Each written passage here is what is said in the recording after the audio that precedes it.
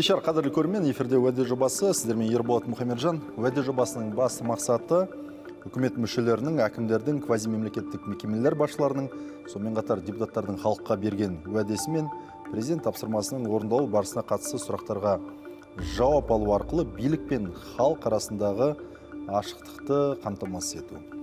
Енді бұл жоба уәде беру үшін емес, уәденің қалай орындалып жатқанын ашық талқылау үшін құрылған. Біз жалпы сөзде емес, көбінесе нақты нәтижені сұраймыз, себебі ең жақсы уәде ол орындалған уәде. Енді бүгінгі қонағымыз аса қатты таныстыруды қажет етпейтін Айдарбек Қожаназаров, Республика партиясының төрағасы, Қазақстан Республикасы парламенті мәжілісінің депутаты. Айдарбек мырза, қош келдіңіз. Енді сіз бұған дейін бұл біздің сұхбатқа біз екі рет кездескенбіз. Дәл осы жылдың басында бүгінгі әңгіме енді жаңа уәделер туралы емес, енді 2025 жылғы нақты парламенттік жұмысқа көтерілген мәселелер мен қабылданған шешімдерге бір жағынан баға беру тұрғысынан. Себебі 2024-те келген кезіңізде біз енді негізгі уәделеріңіз қандай, жоспарларыңыз қандай, кейін оның орындалу деген сияқты сұрақтарды көтерген болатынбыз.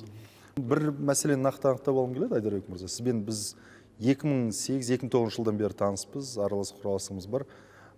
Бірақ бір өтініш енді бұған дейін де болмаған, әрине. Мына сұрақ ұнамай қалды немесе алып тастау деген сияқты затты айтпайсыз деген сенімдемін. Енді менің ойымша халықтың үмітін арқалап жүрген адам болсаң, нақты өзіңнің ұстанымдарыңнан тыс шықпасаң, онда кез келген сұраққа сен ашық жауап беруге дайын болу керексің. Сол себептен егер де кейбір сұрақтарға бір дұрыс жауап кетсе, немесе менің бір берген жауабым өзіме ұнамай қалса ғана, сонда ғана мен толығырақ жауап берсем бе екен деген ұсыныспен шыға аламын. Бірақ алып таста деген менің ойымша дұрыс емес. Айтпақшы, сізде екі тең төраға кетті қазір, иә? Екі тең төраға кетті. Кетті, иә? Олар партиядан да кетті ме сонда? Жоқ, олар әлде партияның мүшелері, бірақ кейбір, менде мысалға Руслан мырза туралы айтып кетсек, бұл жерде заңның талабы, сен мемлекеттік жұмысқа шыққан кезде партияның басшылығында қатысуға, мүше болуға тыйым салынған. Бұны біз әдейі мемлекеттік қызметкерлер агенттігіне хат жазғанбыз. Қаншалықты заңда осы екі лауазымда бола алады ма, бола алмайды ма, заң бойынша бізге түсініктеме берсеңіз деген хат жазғанбыз. Сол Руслан мырза Шымкент қаласына ауысқан кезде. Сол кезде бізге және де Шымкент қаласына бұл заңсыз, егер де сіз мемлекеттік басшылығында, мемлекеттік мекемелерді басшылығында болсаңыз, әкім және де әкім орынбасарлары партияның басшылығында болуға тыйым салынған, бұл заң бойынша. Сол себептен бұл заңмен келістіру, сол себептен Руслан мырза әрі қаратай партияның басшылығына өзінің жұмысын жалғастыра алмай Шымкент қаласында жұмыс істеді. Ал Нұрлан мырза енді өзінің шешімі, ол кісі енді өнер адамы ғой, шығармашылықпен айналысады, және де оның енді киноиндустриясында өте көп жұмыс бар. Сол себептен партия өмірінде көп қатыса алмады енді осы 3 жылдың ішінде. Әрине де басында кейбір іс-шараларға да енді үлесін қосып жүрді, бірақ күнделікті партияның жұмысына белсене қатысу ол кісіге енді қиынырақ болды. Себебі енді жұмыстың графигі бойынша және оның енді жұмысы өте жиі шетелде болады. Енді өздеріңіз білеміз ғой, Нұрлан мырзаның киносын бәріміз тамашалаймыз. Сол себептен кішкене партияның өмірінен тыс қалып қалды. Бұл және де өзінің шешімі болды.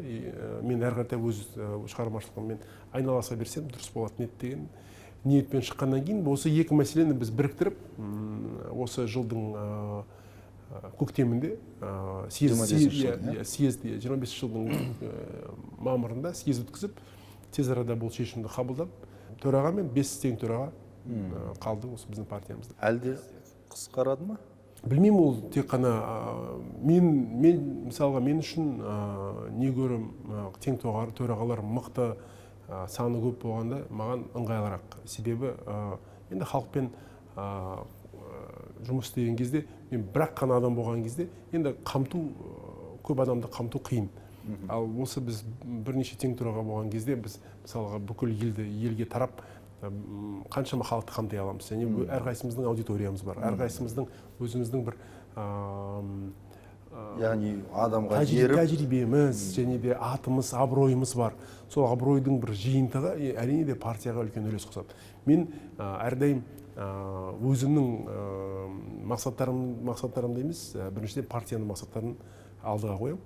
Сол себептен менің ойымша бұл жерде не көрім, бізде партиямызда мықты жігіттер, әйел адамдар қосылса, сол көрім біздің партияда мықты болады. Мысалға бізде осы жуырда ғана Мақсат Кекимов деген танитын шығарсыз. Мақсат Кекимов біздің партияға қосылды, партияның мүшесі болды. Қазір белсене қатысып жатыр. Алматының қаншама спортсмендер бар.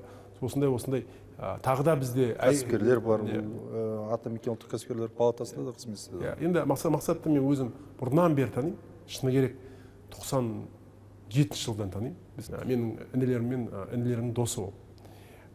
Бірақ осы 3 жылдың ішінде өзі де бұлай абаймен қарап мәселеге бас қосқан кезде көзі жетті. Қаншалықты біздің көзқарастарымыз сәйкес екенін, және де қаншалықты біздің ұстанымдарымыз бірдей екенін өзі көз жеткеннен кейін нақты бір қалай айтуға болады, ересек шешім қабылдады деп айтуға болады. Ақылды шешім. Ақылды ересек шешім қабылдады. Керемет. Түсінікті Айдарбек мырза, бұл енді бастапқы ретінде ойыңызды білгімге келген болатын. Айдарбек мырза, енді кез келген партия бұл парламентке бір тек қана пікір айту үшін емес, өзінің құндылықтары мен көзқарасын заң тіліне айналдыру үшін келетін сияқты, менің ойымша. 2025 жыл Республика партиясы үшін дәл осы мағынада енді жауапкершілігі жоғары кезең болды. Себебі сіздер бірінші жылдары, алғашқы жылдары жаңа партия ретінде бірінші рет мәжіліске келген тұрғысынан, енді екінші, үшінші жылдары сіздер орысша айтқан кезде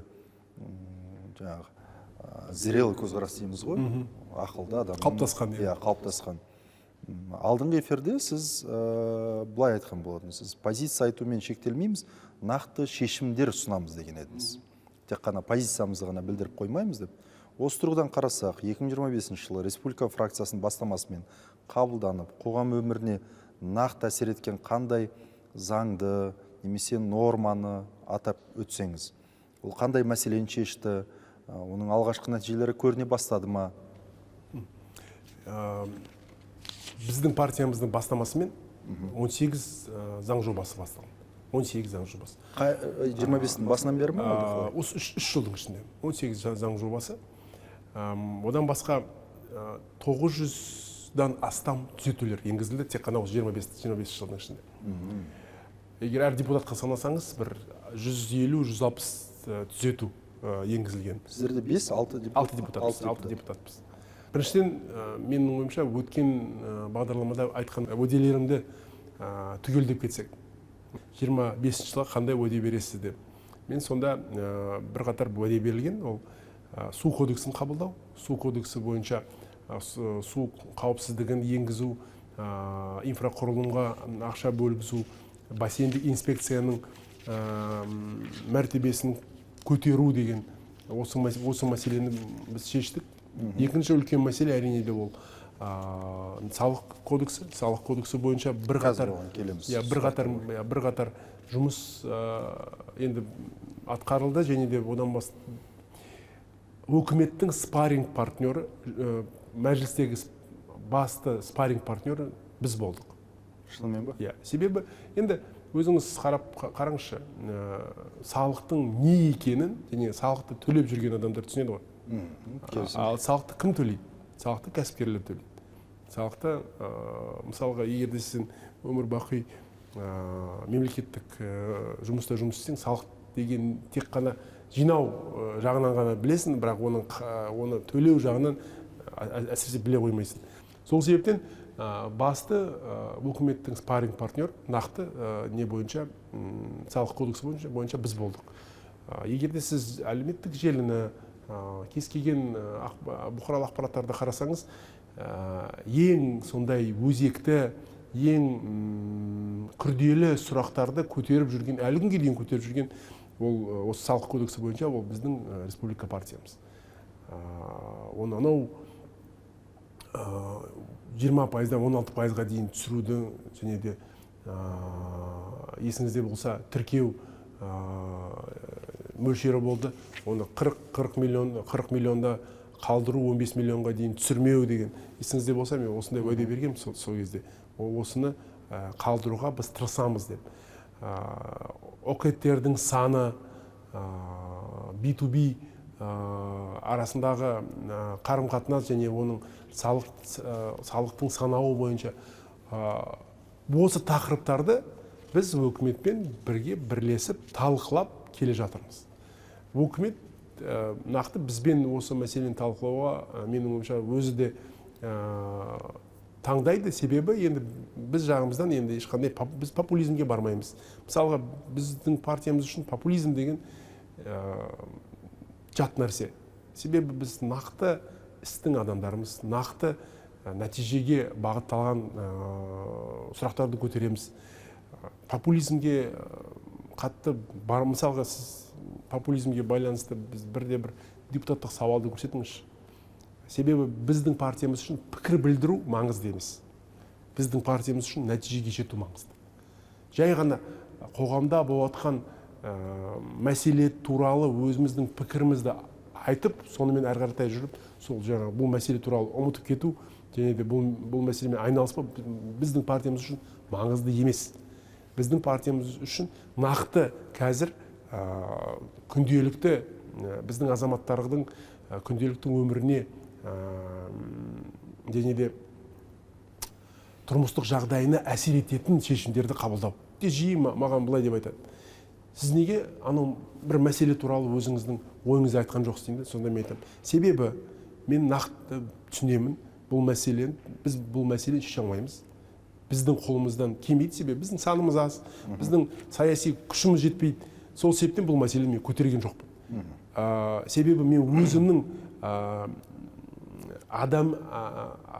бір адам сағатымды оған бөле алмаймын. Себебі бұл осы мәселеге мен бөлсем, басқа нәтижеге жететін мәселеге дейін жетпей қалуы мүмкін. Біз 6 адамбыз, біздің адам сағатымыз аз. Сол адам сағатымыздың енді құндылығы, мысалға басқа партиялармен салыстырсаң жоғарырақ. Себебі біз мысалға тек қана шектеулі ғана жұмыс топтарына ғана қатыса аламыз. Тек қана шектеулі ғана заңдарды қарастыра аламыз. Енді біздің адамның өзінің көңілі бар, өзінің енді жұмыс істеу сағаттары бар. 6 депутат қанша жұмыс істей алады? Және мысалға 60 депутат қанша жұмыс істей алады? Ол екі түрлі сан. Түсінікті. Бұл кезеңді, яғни 2025 жылды нәтижеден гөрі бір саяси салмақ жинау, тәжірибе қалыптастыру жылы деп айтуға болады ма? Соңғы 3 жыл сондай біз үшін. Соңғы 3 жыл, әсіресе енді соңғы жыл қазір біздің депутаттарымызға қарасақ, біздің партиямыздың көтерген сұрақтары, депутат сауалдары әрине де байсалдырақ, бірінші жылға қарағанда нақтырақ. Тәжірибелі мысалға айтуар келіп қосылды, мысалы көтерілетін. Енді қатты тәжірибелі деп айтуға да болмайды, бірақ кәсіпкер және кәсіпкерліктік мәселелерді көтеріп жүрген азамат ретінде әрине оның тәжірибесі зор. Бірақ депутаттық жұмысын осы тәжірибені осы жерде жинап, қазір тәжірибелі бір депутатқа айналып, кәдімгі қысқа уақыттың ішінде кәдімгі өкіметтің оппоненті болуға да тырмысып лайықты болып жүр. Жаңа өзіңіз айтып өттіңіз, 10 қанша заң дедіңіз? 13 заң дедіңіз? 18 заң жобасына бастамашы. 25 жыл мысалы бір қатар енді заңнамалық бастама, заң жобаларына түзетулер, енді парламенттік талқылауларда белсенді болды Республика партиясы. Сіз бұған дейін бизнес логикасында бастама тек нақты нәтижемен өлшенеді деп айтқан болатынсыз. енді сол өлшеммен қарасақ 2025 жылы республика партиясы ұсынған бастамалардың мысалы қайсысы шын мәнінде енді іске аса бастады? Жаңа суды айтып өттіңіз ғой мысалы. Салық кодексі Қайсы түрлі себептермен парламент қабырғасынан әрі аса алмай қалды? Өткізбей немесе үкімет тұрып, бізде бар ғой енді үкімет немесе бұл бізге келмейді, бюджетте мәселе бар деп тоқтатып тастайтын моменттер болады. Көбінесе екі себеппен біздің түзетулеріміз өтпей қояды. Біріншісі ол теріс қорытынды үкіметтен. Үкіметтің теріс қорытындысы. Екіншісі бюджетте оған қаржы болмауы. Бірақ бұл мәселелер биыл түзету өзінің орнын таппаса да, келесі 26 жыл, 27 жылы біз әрі қаратай бұл мәселелерді тоқтамаймыз. Әрі қаратай бұл өзіміздің ұстанымыз, өзімізге алдымызда қойған мақсаттарымызды орындауға біз әрі қарай тырысамыз. Және де үкіметпен күнделікті сондай біз спарринг партнерға біз дайынбыз да, үкімет жағынан да бізді таңдау оларға өзін көріп жүргенде өздері бізді таңдайды. Себебі бізде өте конструктивті әңгіме. Біз популизм кетпейміз, біз эмоцияға кетпейміз. Нақты нәтиже, нақты қойған мақсат. Екінші мәселе, менің ойымша үлкен мәселе, бұнда мен ең басында айтып кеткендей, өткен бағдарламада уәде ретінде айтқам, ол банк заңы бойынша. Оған қазір келем. Сол нақты сол заңында енгізген, менің ойымша азаматтарымыз бұны да өз өмірінде нақты сезе алады деп ойлаймын. 2025 жылы республика партиясы банк секторына қатысты енді өткір сын айтты. Мысалы, банктер экономиканың нақты секторын емес, негізінен тұтынушылық кредитті қаржыландырып отыр дедіңіздер. Тіпті өткен эфирде сіз айттыңыз, банктер мемлекеттің ерке баласына айналмау керек деген едіңіз. Қазіргі таңда ерке баласына айналып кетті деген пікірді білдірдіңіз. Енді осы айтылған сын бір 2025 жылы институционалдық деңгейде қандай да бір өзгеріске ұшырады ма мысалға? Яғни банктердің шағын және орта бизнеске өндіріс пен өңдеу саласына қатынасы өзгерді ма? Яғни тек қана көбінесе сөз жүзінде қалды ма? Қаншалықты сіздер мысалы жаңағы қаншалықты ұсыныстарыңыз жеңіске жетті? Барлық ұсыныстарымыз жеңіске жетті деп айтуға болмайды. Әрине де, себебі банктың лоббиісі мықты, және де қаржыландыру жағынан да мықты. Бірақ қалай лобби мықты, егер мысалы бізде мәжіліс заңды қабылдап бекітетін болса?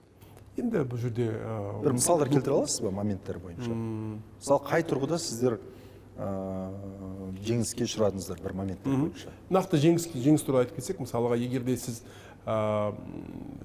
дифференциалдық салық, егерде сіз банк болып тұтынушыларға несие берсеңіз, немесе басқа реалды экономикаға ешқандай қатысы жоқ бағыттардан пайда алсаңыз, сіздің салығыңыз, корпоративтік пайда салығыңыз 25% болады. Біздің басты ұсынысымыз 30% болған. Оны үкімет қолдамады, Нацбанк қолдамады, 25%-ға дейін түсіп тастады. Бірақ басында 20%-дан 25%-ға дейін көтерді. Енді мысалға банк үшін салық жағынан нақты бизнесті, орта және кіші кәсіпкерлерді несиелендіру салық жағынан тиімдірек. Осы менің ойымша ең сондай бір үлкен жеңіс. Одан басқа біздің өзіміздің ұсынған бастама ол банктерді құтқару. Оны қазір келем. Осы жерде бір сұрақ қоя кетейінші, қараңыз. Мысалға,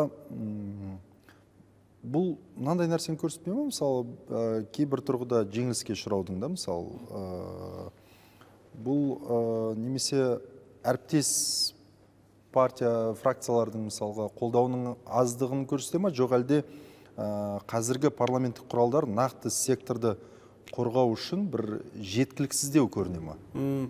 Бұл жерде логика осы тұрғыда, мысалы, үкіметтің тоқтау қоюы деген немесе жаңағы үкіметтің қарсымын деген нәрсесі бұл ықпалды екенін көрсетпей тұр ғой парламенттің, иә? Өте сондай қызық сұрақ. Әсіресе мен қазір жұмыс тобының мүшесімін. Оған келем қазір. Сол жұмыс тобында да бұл мәселені біз көтеріп жүрміз. Қаншалықты өкімет жағынан теріс қорытынды беріп, депутаттық бастамаларға тосқауыл қою, ол демократиялық өмірдің, демократиялық құбылыстардың көрсеткіші. Кеше ғана бұл мәселені көтердік үлкен жұмыс тобында. Бірақ егер де халықаралық тәжірибеге қарасақ, бұл халықаралық тәжірибеде өкімет пен парламенттің арасындағы әрдайым осындай бір қақтығыс және де күрес болып тұрады. Олсыз тиімділікке жетпейміз. Және де өзінің қорытындысын беру және бағасын беру, әсіресе экономикаға жауапты және де нәтижеге жауапты өкіметтің мүмкіндігі және құқы болу керек. Егер де біз оның барлығын одан алып тастасақ, онда біз бүкіл жауапкершілікті де сол арқылы өкіметтен алып тастаймыз да, бүкіл жауапкершілікті тек қана парламентке жүктейміз. Сол себептен өкіметтің жауапкершілігі осы қорытынды арқылы олар келеді. Бұл мәселеге біз жауаптымыз. Сондықтан да біздің ойымша бұл әрине, бірақ ертең орындайтын біз дейді ғой. Ертең орындайтын біз, оның нәтижесі бойынша біз сұрақ қоятын бізге, бұл сұрақты бізге қояды. Сол себептен бізге осындай мүмкіндік қалдыруға қалдыру керек деп айтады. Енді жаңа мен үкіметтің теріс қорытындысы әрқашан жүзеге асады ма деген сұрақ қой. Оны біз білмейміз, себебі теріс қорытынды ол депутаттық бастамаға тосқауыл қояды ғой. Ол қаншалықты әрі қаратай ол заңды болды ма, немесе шынымен де олардың қауіптенетін мәселелері ертең ол жүзеге асырылады ма, асырылмайды ма, оны кім біледі? Себебі болмаған зат қой. Бірақ сіздің басында айтып кеткен бір мәселеге тоқтағым келеді. Біздің әріптестеріміз жағынан, басқа партияның әріптестері жағынан ешқандай кедергі біз сезбейміз. Көбінесе қолдау. Лобби дегенге қатысты сұрап отырғаным ғой. Бұл лобби депутаттар арқылы емес. Себебі енді депутаттар қанша, оның саны тым үлкен, және де әр депутатпен келісу және бір-ақ дауыс көп мәселе шеше алмайды. Сол себептен егер де біз нақты депутаттардың қолдауын туралы кетсек, егер де сіз өзіңіз әріптестеріңізге өзіңіздің позицияңызды дұрыстап түсіндіріп берсеңіз, бүкіл депутаттар бір ауыздан мәселелерді қолдайды. Ал көбінесе бұл мәселелер неден, өкіметтен және өкімет жағынан бекітіледі, немесе өкімет жағынан жаңағы теріс қорытынды арқылы тосқауыл қойылады. Сонда мысалы банк мәселесіне келген кезде бірінші сұрақты нүктесін қойғым деп отырды. Олар былай деп келтіреді. Лобби сонда үкімет болып тұр ма? Былай деп келтіреді. Егер де сіз осы пайызы осыған дейін көбейтсеңіз, онда банктың салық төлемдері түседі, сол арқылы біз өкімет ретінде ұтыламыз деп. Олар да өзінің енді позициясын әдемілеп түсіндіреді, әдемілеп келтіреді. Сосын банк лобби деген бір қорқынышты зат ретінде олай емес. Оған олай қарау қажет жоқ. Енді банк деген үлкен бір сектор. Банктың мүддесін қорғайтын, оның позициясын түсіндіріп беретін, сондай бір бізде қаржыгерлер ассоциациясы, олар үлкен жұмыс жасайды.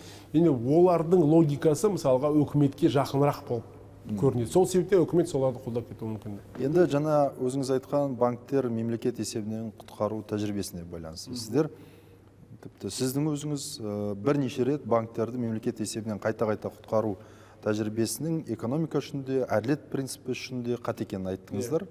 Бұған дейін жауапкершілік тек мемлекетте емес, акционерде де болу керек дегенсіз өзіңіз. Осы ұстанымды 2025 жылы нақты бір заң нормасына немесе заң жобасына айналдыра алдыңыздар ма? Және ол бастама жүзеге асты ма? Аспаса неге аспады? Акционерлердің жауапкершілігі бойынша өкімет қолдамады. Негізі солай болу керек қой заңдылық тұрғысынан. Біз халықаралық тәжірибені айтып отырмыз мысалы. Ол да дұрыс, бірақ онда бұл сіздің идеяңыз болды. Біздің идеямыз, біздің ұсынысымыз болды. Екінші, ол банктер өзінің қорын өздері қалыптастырып, өздері жинап, ертең бұл мәселе туындап жатса, банктер өз-өзін сол қордан құтқару керек. Егер де сол қорда ақша жиналса, онда банктерді жаңағы бір қиыншылыққа ұшырап жатқан банктерді қолдап жүруге мүмкіндік бар. Қорда ақша болмаса, онда сол банкті банкрот қылып, оны жауып тастау керек деп ойлаймын. Ол сіздің идеяңыз? Иә, біздің идеямыз. Бірақ іске аспады. Бірақ іске асты, бірақ кішкене басқа түрде. Қалай? Иә, біздің ұсынысымыз былай болды. Сіз ақшаны қазірден бастап жинауды бастаңыз. Қорға. Себебі өзіңді құтқару қорына. Сол кезде сол қордан ертең мысалға 10 жылдан кейін болады ма, 20 жылдан кейін болады ма, келесі жыл болады ма, ешкім білмейді ғой жаңағы бұндай дағдарысты. Соған біз алдын ала дайындалып бару керекпіз. Бірақ банктер үшін ол шығын. Бірақ банктер өздерінің позициясын жоқ, нақты дағдарыс болған кезде біз ақша жинап құтқарайық дейді. Сонда мен айтамын да, дағдарыстың кезінде көбінесе ешкімде ақша жоқ қой, ақша жағынан қиыншылық. Логикаға келмейді. Бірақ регулятор және ұлттық банк осы позицияны ұстап, сол бірақ келді. Енді көріп жатсыздар ғой, біз өкіметтен емес, әдейі қор құрастырып жатырмыз деп көрсеткендей болды. Бірақ оның артындағы тұрған табиғаты дұрыс болу керек та. Себебі егер де сіз оны алдын ала құрмасаңыз, алдын ала ақшасын жинамасаңыз, онда ол жай ғана бос тұрған заңды тұлға болады да, ешқандай ақшасы жоқ, күші жоқ. Және де күші жоқ. Сол себептен қаншалықты бұл норма ертең жұмыс істейтінін мен білмеймін, оған көре жатармыз. Бірақ біздің ұстанымымыз жаңағы оны экспост, экс-анте дейді. Экспост деген ол мәселе туындағаннан кейін жинау, экс-анте деген мәселе құбылыс бастағаннан бұрын әрекет жасау деген. Біздің ұстанымыз экс-анте болды. Сәл жеңіліп отырған сияқтысыздар, себебі бұл жерде басты кедергі қаржы секторының ықпалы ма, әлде фракцияның бір саяси ресурсы жеткіліксіз болды ма? Мысалы, осы жерде неге әріптестер тұрып бермеді? Ұлттық банктың ықпалы, РФР-дің ықпалы, ұлттық банктың емес, РФР-дің ықпалы деп айтайын дұрыс. Регулятордың ықпалы. Және де ертең осы мәселені біз әлі бұл қорды әлі көрген жоқпыз ғой. Оның логикасын түсіндірген кезде шыны керек, оны барлығы түсінбеді. Оны түсіну үшін енді сен бірінші банкер болу керексің, немесе қаржыгер болу керексің. Сіз енді банкте қызмет атқардыңыз ба? Енді мен банктермен көп жұмыс істегеннен кейін, өзім банкте жұмыс істеген, бұл мәселені енді егжей-тегжей түсінесің ғой. Көп әріптестерім бұл мәселені түсінбей қойып, мысалға бірінші жаңа ұсынысты қолдап кетті. Ол да болды. Оны мойындау керек. Сол себептен бір жағынан сіздің де айтқан сөзіңізде жан бар. Мүмкін біздің фракциямыздың саны кішкене күші жетпей қалған шығар осы мәселені әрі қаратай орнату үшін. Жақсы. Біз екі мәселені көтере кеттік. Бизнеске қатысты, сосын өзін-өзі құтқаруға қатысты, кредиттеуге қатысты. Енді осы жерде қандай мәселе бойынша сіздер дәл осы банк саласына қатысты? Себебі мен әлі есімде, сіз өзіңіз бірнеше жерде айтқансыз, банк саласын біз реттейміз, күресеміз, қолға алдық, және бізді қарап жүріңіздер деп бірінші сұхбаттарыңызды көріп қалған пікірлеріңізден.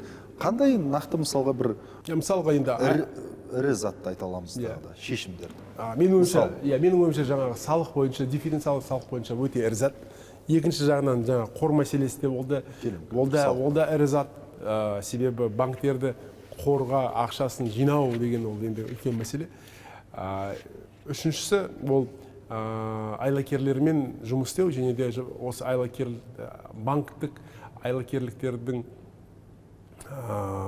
істерінде банктерінің жауапкершілігін арттыру. Көбінесе бізде кім осы несие алған тұтынушы соңында жауапты болып, біреудің айлакерлерінің оның басына алған кредитін әлі күнге төлеп жүрген қанша біз адамдарды көріп жүрміз. Осы кезде банктердің жауапкершілігін арттыру, егерде сіз мысалға биометриясыз немесе сіздің қатысуыңызсыз банк сіздің атыңызға біреу несие алса, бұл несие жойылады, және де сіз оған ешқандай жауапты емессіз. тек қана сіздің геометрияңыз қажет, және де сіздің нақты өзіңіздің. Бұл да сіздердің ұсыныстарыңыз. Бұл да біздің ұсынысымыз. Жеңіске жетті. Бұл жеңіске жетті. Ендігі әрі қаратай мысалға, егер де осындай несие беріліп жатса, біреудің атыңыздан ешқандай қатысусыз, банк бұған жауапты тек қана банк. Және де сіздің мойныңызға ешкім қарыз іліп, ертең сізден ақша ешкім талап етпейді. Менің ойымша бұл да үлкен жеңіс. Екіншіден, бізде енді бірқатар қауіпсіздік жағынан банктердің мәселесі, банктер жағынан біз ысырдық. Себебі енді егер де банктік жүйеде бір ақау тауылып, сол ақау арқылы айлакерлер өздерінің сол айласын іске асырса, онда тұтынушының қандай кінәсі бар бұда? Бұл нақты, тұтынушының халықтың қандай кінәсі бар? Банктың проблемасы, сіз өзіңіздің қауіпсіздік жүйеңізді дұрыс жұмысқа қойған жоқсыз. Ол жағына дұрыс не көңіл бөлген жоқсыз, не ақша бөлген жоқсыз, білмеймін. Бірақ бұған кім жауапты болу керек? Халық жауап бермеу керек деп ойлаймын, бұған нақты банктер жауап беру керек. Сосын тағы да бір айтып кететін, неліктен мен сол банк деп жүрді, өте қақсай берем деп, соны мен өзім түсіндіргім келеді. Банктер қалай қабылдады сол сіз қатты көтеріп жатқан кезде? Енді мен кәсіппен айналыспаймын ғой. Сол себептен банктермен жиі жолықпаймын. Бұрында енді мүмкін жиі кездескен шығармын. Бірақ мені естуімше ауыр қабылдады. Және де кішкене түсініспеушілікпен, және де мен жағымнан оларға атака жасағандай деп сезініп жатырды. Бірақ шыны керек, мен банктерге қарсы емеспін. Менің ойымша банктер ол дәл кез келген бизнес сияқты осы әділ жұмыс жасау керек, және де ол экономиканың бір мүшесі. Бірақ олар бір басымды рөлі болмау керек. Олар басқа тұлғаларға қарағанда олардың маңыздылығы жоғарырақ емес. Олар дәл бөлек құтқарып, бөлек оларды шығарып. Біз осыған дейін қаншама қаражат құйып тастадық қой енді. Енді триллиондаған қаражат құйып тастадық. Мысалға, біз осы мәжіліске келіп, 25 жылғы түзету емес, 24 жылғы енгізілген түзету, біз осындай түзетумен Абзал Құспан бастаған, және біздің партия соған қолдады, атсалысты. Оны біз енді параллельді көтердік бұл мәселені. Бұл егер де сіз банкпен қарым-қатынастың кезінде сіз келісім шартты бұзсаңыз, бұл қылмыстық іске алып келеді. Ал егер заңды және келісім шартты банк бұзса, бұл кәдімгі азаматтық қарастыруға баратын іс. Ол қаншалықты әділ. Екі заңды тұлға, менің ойымша оларға көзқарас бірдей болу керек. Және де жаңағы айтып кетейін, неліктен мен осы қақсап жүрмін. Банктердің әділеттік жүйе деп. Себебі біз қараңызшы, базалық ставка қанша 13%-дан қазір 18%-ға дейін өсті. Соңғы 5-6 жылдың ішінде. Бұл не деген сөз? Бұл қазір 5% нақты. Әр ипотека алған адамның қалтасынан төленіп жатыр. Әр кішкентай iPhone алған, телевизор алсаңыз, жаңа сол 5%-ға сізге бағасын көтеріп берді. Бірақ бұл баға нақты төленетін соманың плюс 5% емес, жыл сайын сіз 5% төлеп келе жатсыз. Сонда ол 5 жылдың ішінде қанша? 25% артық төледіңіз. Біз келемізді жаңағы НДС-ті ғана көреміз, мысалға. НДС-ті 12-ден 14-ге дейін, 16-ға дейін көбейттік, 4%-ға. Бірақ жаңағы 4% қайға барады? Кімге төленеді? Өкіметке. Өкіметке кім? Өкімет деген біздің өзіміздің қалтамызға түсетін ақша. Сосын ол сол 4%-ға барып, свет, дала, және де жол салынады, мектеп салынады. Бірақ біз оны әлде қандай бір сұрақ көтереміз де, ойбай, біз 4%-ға көбірек қазір салық төлейміз деп. Бірақ ешқандай өкіметке қатысы жоқ банктердің қалтасына түсіп жатқан жаңағы 5%, 25%-ді ешкім мәселе қылып көтеріп жатқан жоқ. Бірақ былай қарасаң, ол экономикамызға деген, біздің тұрмыстық жағдайға деген, халықтың кедейлігіне деген әсері едәуір көп. Бірақ біз оны енді қарапайым халық оны түсінбейді, көрмейді. Сол себептен енді өзім көзін ашу керек. Иә, сол себептен енді өзім бұрында банкир болғаннан кейін, банкте жұмыс істегеннен кейін, әрі қаратай банкпен көп жұмыс істегеннен кейін осы мәселені біле тұра осыған көп көңіл бөліп жүрмін, және осы заңға көп көңіл бөлдім. Әрі қаратай да бізде қазір тағы да бірқатар өзгертулер әлі де енбеді, өз орнын таппады. Келешекте осы биыл тағы да рейтинг туралы заң кіреді, ол да банктерге қатысты. Сол заң жобасына да біз бірқатар өзіміздің ұсыныстарымызды енгізейін деп жатырмыз. Біз күресімізді әлі бітірген жоқпыз. Ол деген әрі қаратай осы құрылымның аяғына дейін, Құдай қаласа, бүкіл өзіміздің жаңағы банктер бойынша қойған мақсаттарымызға жетеміз деп ойлаймын. Түсінікті. Керемет. Біз келемізді, инфляция өсіп жатыр, баға өсіп жатыр дейміз. Бірақ не себептен өсіп жатыр? Қалай ойлайсыз? Себебі біз 46%-бен тұтынушыларға несие беріп жатырмыз. Қалай 46%? Енді 46, қараңызшы, қазір осы тұтынушыларға беретін тұтынушылық несиелер, телевизор сатып алу, айфон сатып алу, оның пайызын санап көріңізші. 46%-бен беріп жатыр қазір. Мен банктердің аттарын айтпай-ақ қойын, оны қазір бөліп төлеу дегенше. Бөліп төлеу, оның барлығы, былай санап көрсеңіз, 46% төлеп жатыр. Оның барлығы жаңа 46% қайдан пайда болады? Ол жай ауадан қосылған не ғой, пайыз ғой. Оның барлығы инфляцияға алып келеді. Баға деген өсіп жатыр барлық тауарларға. Сол себептен менің ұстанымым былай. Біздің инфляция ол біздің Қазақстанда экономиканың әлсіздігінен емес, ол осы импортталған инфляция және де тұтынушылық кредиттің тым қатты беріліп тастаған және жоғары пайызбен беріп тастағанның себебінен соның уәждерін біз қазір көріп жатырмыз. Оны қазір біз өкіметтен көреміз де, өкімет өзінің жұмысын жасамай жатыр, бірақ қаншалықты қазір өндірістер енгізіліп жатыр, қанша заводтар, бірақ миллиардтаған тұтынушылық кредиттермен салыстырмалы түрде өндірістер енгізіліп тұрған жоқ. Сол себептен біз тұтынушылық кредиттердің санын, мөлшерін, пайызын төмендету керекпіз. Және де қарқынын кішкене баяулау керекпіз. Пайызын деген 46% төмендету керек, әрине. 46% деген сол қолдану ма, сіздің айтып отырғаныңыз, әлде процент па? Пайыз, үстінен несиенің үстінен қосылатын. Бізде заң бойынша үлесі үшін, мысалы банктердегі несиелендіру үлесі тұтынушылық несие жоғары ма? Түсінбедім. Тұтынушылық 70%. 70%. Бүкіл берілген несиелердің мөлшерінен 70% тұтынушылық кредит. Ол керісінше болу керек. 70% бизнес болу керек, 30% тұтынушылық кредит. Ол қалай жұмыс істейді? Мысалға, мен келемді, бірінші мен жұмыс орнын қаржыландырамын. Жұмыс орнын ашу үшін. Одан кейін сол жұмысқа адам орнына келеді, жұмыс істейді. Жалақы алады, сол жалақының арқасында барып осы банктен мысалы телевизор сатып алады, немесе айфон сатып алады.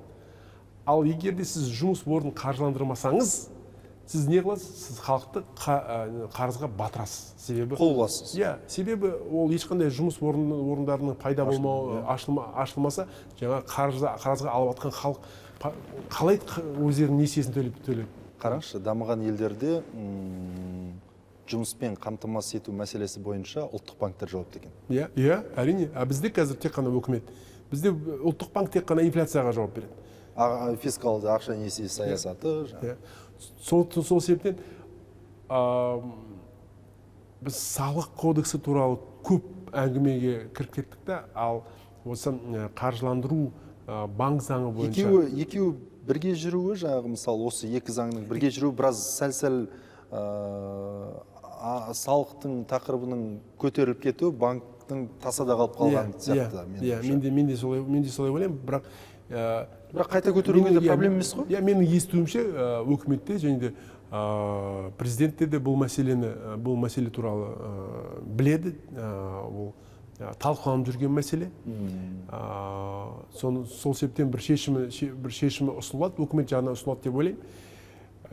Себебі әр қаратай біз осылай инфляциямен және де дұрыс құралдарды қолдану бастау керекпіз. Екінші мәселе, Айдарбек мырза, жалпы нарықта біздің осы 30 жылда қарасақ, енді қазақша айтқан кезде банктерді, екінші деңгейлі банктерді қатты еркелетіп жүрдік. Құтыртып деп айтсақ та болады, қатты құтырып кетуі де олардың экономиканың кері дамуына да ықпалдарын тигізетін сияқты, мысалға. Әрине. Олар егер акционерлерін қарасақ, және олар қандай активтерді ұстап отырғанын қарасақ, және экономикаға қаншалықты зиян әкеліп отырғанды біз түсінуіміз керек та, және үкіметті кейбір кезде соңғы 30 жылда сол тәуелсіздік алғалы бері одан қаражатты суырып алу деген өздері ыңғайлы деген сөз ғой, яғни. Ерболат мырза, оны бір 30 жылдың ішінде болған зат деп айтуға болмайды. Себебі бірінші 20 жылда банктер шынымен экономикаға үлкен үлесін қосып келді. Көп заводтар, көп бизнестер сол банктың арқасында қаржыландырып, шынымен де өзінің осындай өрлеуге деген жолын сол банктың арқасында көрді. Бірінші 15 жыл деп айтсақ болады, 2006-ға дейін деп айтсақ болады. 2006-2008-ге дейін.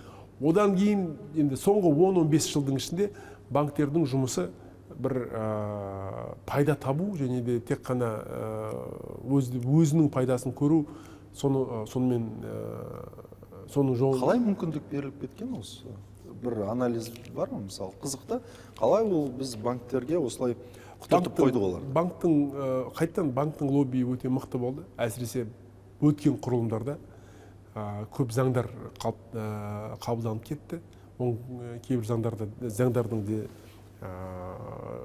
осы құрылымдардың жолында кестік, оны шектеу қойдық. Жаңағы өзім басында айтып кеткен екі заң тұлғаның арасындағы қарым-қатынас, біреу заң келісім шарт бұзса, ол қылмыстық іс, екіншісі келісім шарт бұзса, екі тең заңының алдында, конституция алдында екі тең заңды тұлға. Не себептен бұндай екі түрлі көзқарас? Бұндай енді мәселелер көп болды. Бірақ бұл ауысып жатыр. Бұның енді әрқашан банк жеңіп шығады ғой. Бірақ менің ойымша президент өзінің жолдауында банктерді экономикаға белсенділігін арттыру қажет деп оны жай айтпаған. Өзінің жолдауында менің ойымша бүкіл ақпарат президенттің столында бар. Президент білет, сол себептен осы заңды қатаңдатуға бізге жол ашып берді. Бірінші жақындауды бірінші жақындауды біз осы бір ай бұрын бітірдік.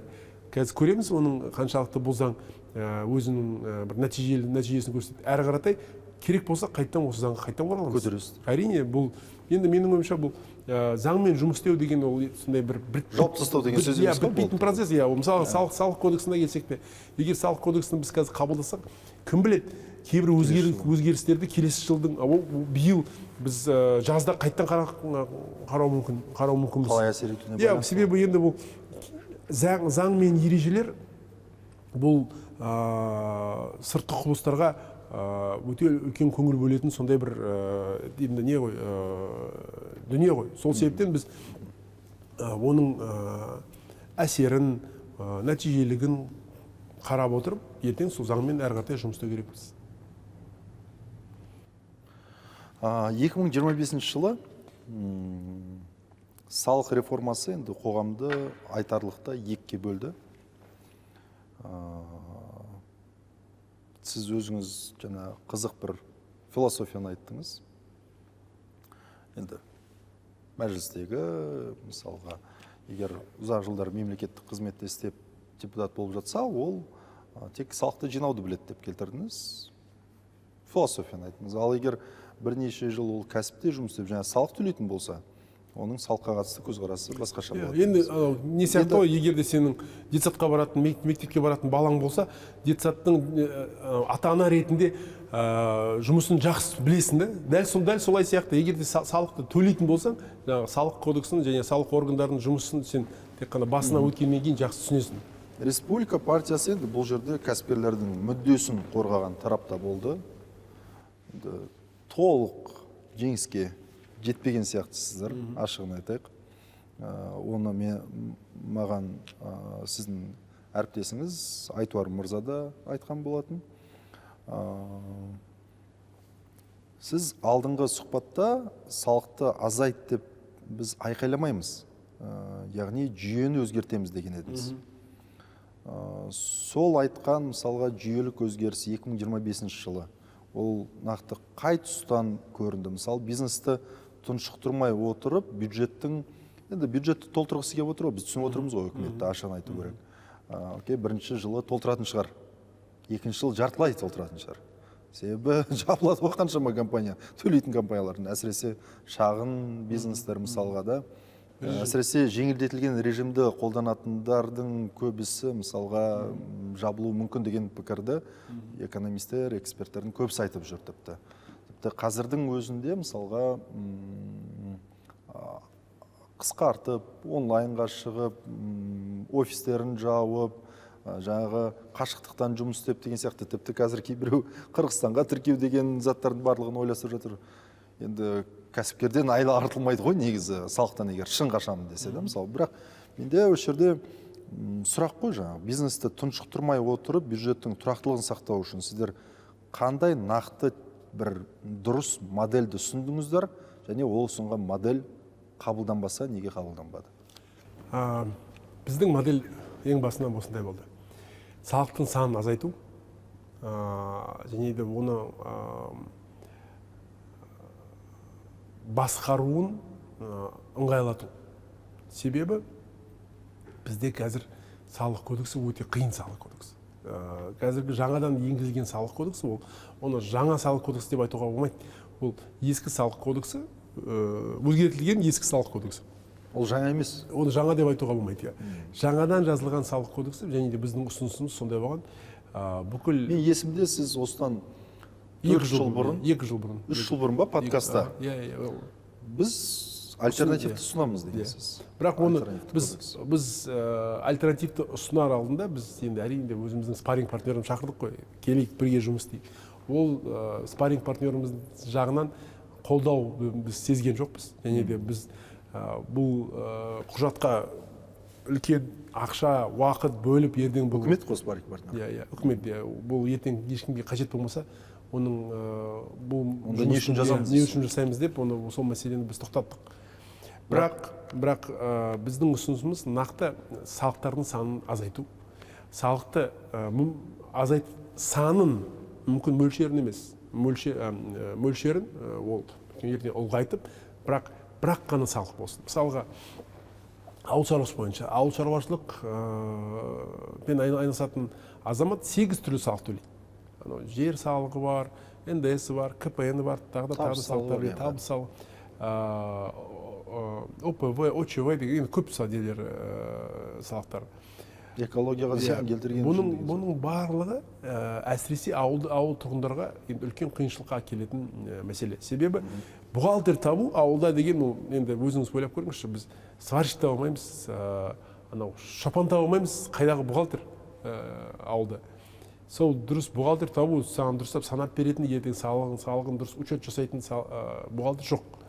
Сол себептен ауыл шаруашылығымен айналысатындарға бірақ қана бір аграрлық салық енгізейікші деген ұсыныспен шықтық. Ол жағынан да біз жеңілдету сұраған жоқпыз сол кезде. Керісінше былай деп айттық. Бүкіл жинаған салықты, қазір жиналған салықты бір салыққа айналдырайықшы, және де мөлшер жағынан ол түспесін. Басын ауыртпасын, шықпасын. Керісінше 2 есе қылыңыз дедім да. 2 есе қылыңыз, бірақ. Неге? Бірақ себебі ол жерде ынталандыратын жақсы бір инструменттер бар да. Егер де сен салық төлесең, мысалға, егер де сен гектар бойынша төлесең, егер де сен сол гектардан жақсы пайда көріп жатсаң, ол жақсы пайда деген не? Сен өз жаңа жұмысыңды дұрыстап атқарсаң, сен үшін бұл пайыз, бұл мөлшер дым емес. Ал егер де сен өз жеріңе қарамай жүріп, анау астанинский фермер деген түсінік бар. Астында тұрып біреуге не жалға қаратып қойып, сондай немен айналсаң, онда сен үшін бұл мөлшер үлкен. Ертең оны төлей алмауға да ұшырауы мүмкін. Сол себептен осындай ұсыныспен шықтық. Себебі осындай фермерлерді ертең неге сыртқа шығару, немесе олардың жерлерін қайта өкіметке қайтару, ол да сондай бір тетігі болған. Сонда және де басқа салаларға да осындай бір ыңғайлату, жеңілдету, түсінікті қылу. Себебі қазір бізге енді кәсіпкерге, кез келген кәсіпкер салық кодексін ашып, нақты қандай салық төлеу керек екенін түсінбейді. Бас ауырып кетеді. Себебі бір жылдың өзінде жыл сайын, жалпы тіпті жаңа кодексті жазып жатсаңыздар да, жазып жатса да, жыл сайын 25-30 өзгерістер болады. Әрдайым ол бітпейтін сондай өзгерістер, ешқандай бір тұрақтылық жоқ бұл. Түсінік жоқ та, ол шатаса береді кәсіпкер әрқашан. Оған бухгалтер керек, бухгалтерге эксперт керек, салық эксперті керек, тағы да эксперттер керек. Сонда енді біздің басты ұсынысымыз ол салықтың мөлшерін азайту емес, керісінше оны ыңғайлату, оны түсінікті қылу, кәсіпкер үшін өзінің бизнесін санау үшін ол бір түсінікті бір жүйе болу керек. Түсінікті ережелері қалыптасқан және тұрақты ережелер болу керек. Сіздер енді қай тәуекелді, қазір енді балансты таба алмасақ біз мысалға, қай тәуекелді бірінші болып мойындарыңызға алуға дайынсыздар, яғни бизнес па әлде бюджет па? Мысалға біз айтып отырмыз ғой, бизнесті тұншықтырмаған дұрыс деп та. Қазір көптеген кәсіпкерлер қай жерге барсақ та, қай отырыста, тіпті жаңағына шай ішсең де көбісі осы кодекске қатысты өзінің бір келіспейтін тұстарын айтып жатады. Ол жоғары, ірі бизнестер болсын, кіші бизнес болсын, маңызды емес. Осы тұрғыда келген кезде сіздердің позицияларыңыз қайсында деген бе тәуекелдеріңіз? Я, бізде осы бюджет толтыруға келсеміз. Бұл сұрақ жұмыртқа ма, тауық па деген сөз. Сондай бұл сұраққа ұқсайды, себебі бюджет қайдан пайда болады? Бюджет бизнестің салығынан пайда болады. Егер де бизнес өз-өзін дұрыс сезбесе, егер бизнес дамымаса, бизнесте жағдай жасалмаса, ертең біздің бюджетіміз әлсірейді, бюджетіміз қайттан не себептен біз қазір осындай мәселеге ұшырап жатырмыз? Не себептен біздің салық жинауларымыз түсіп жатыр?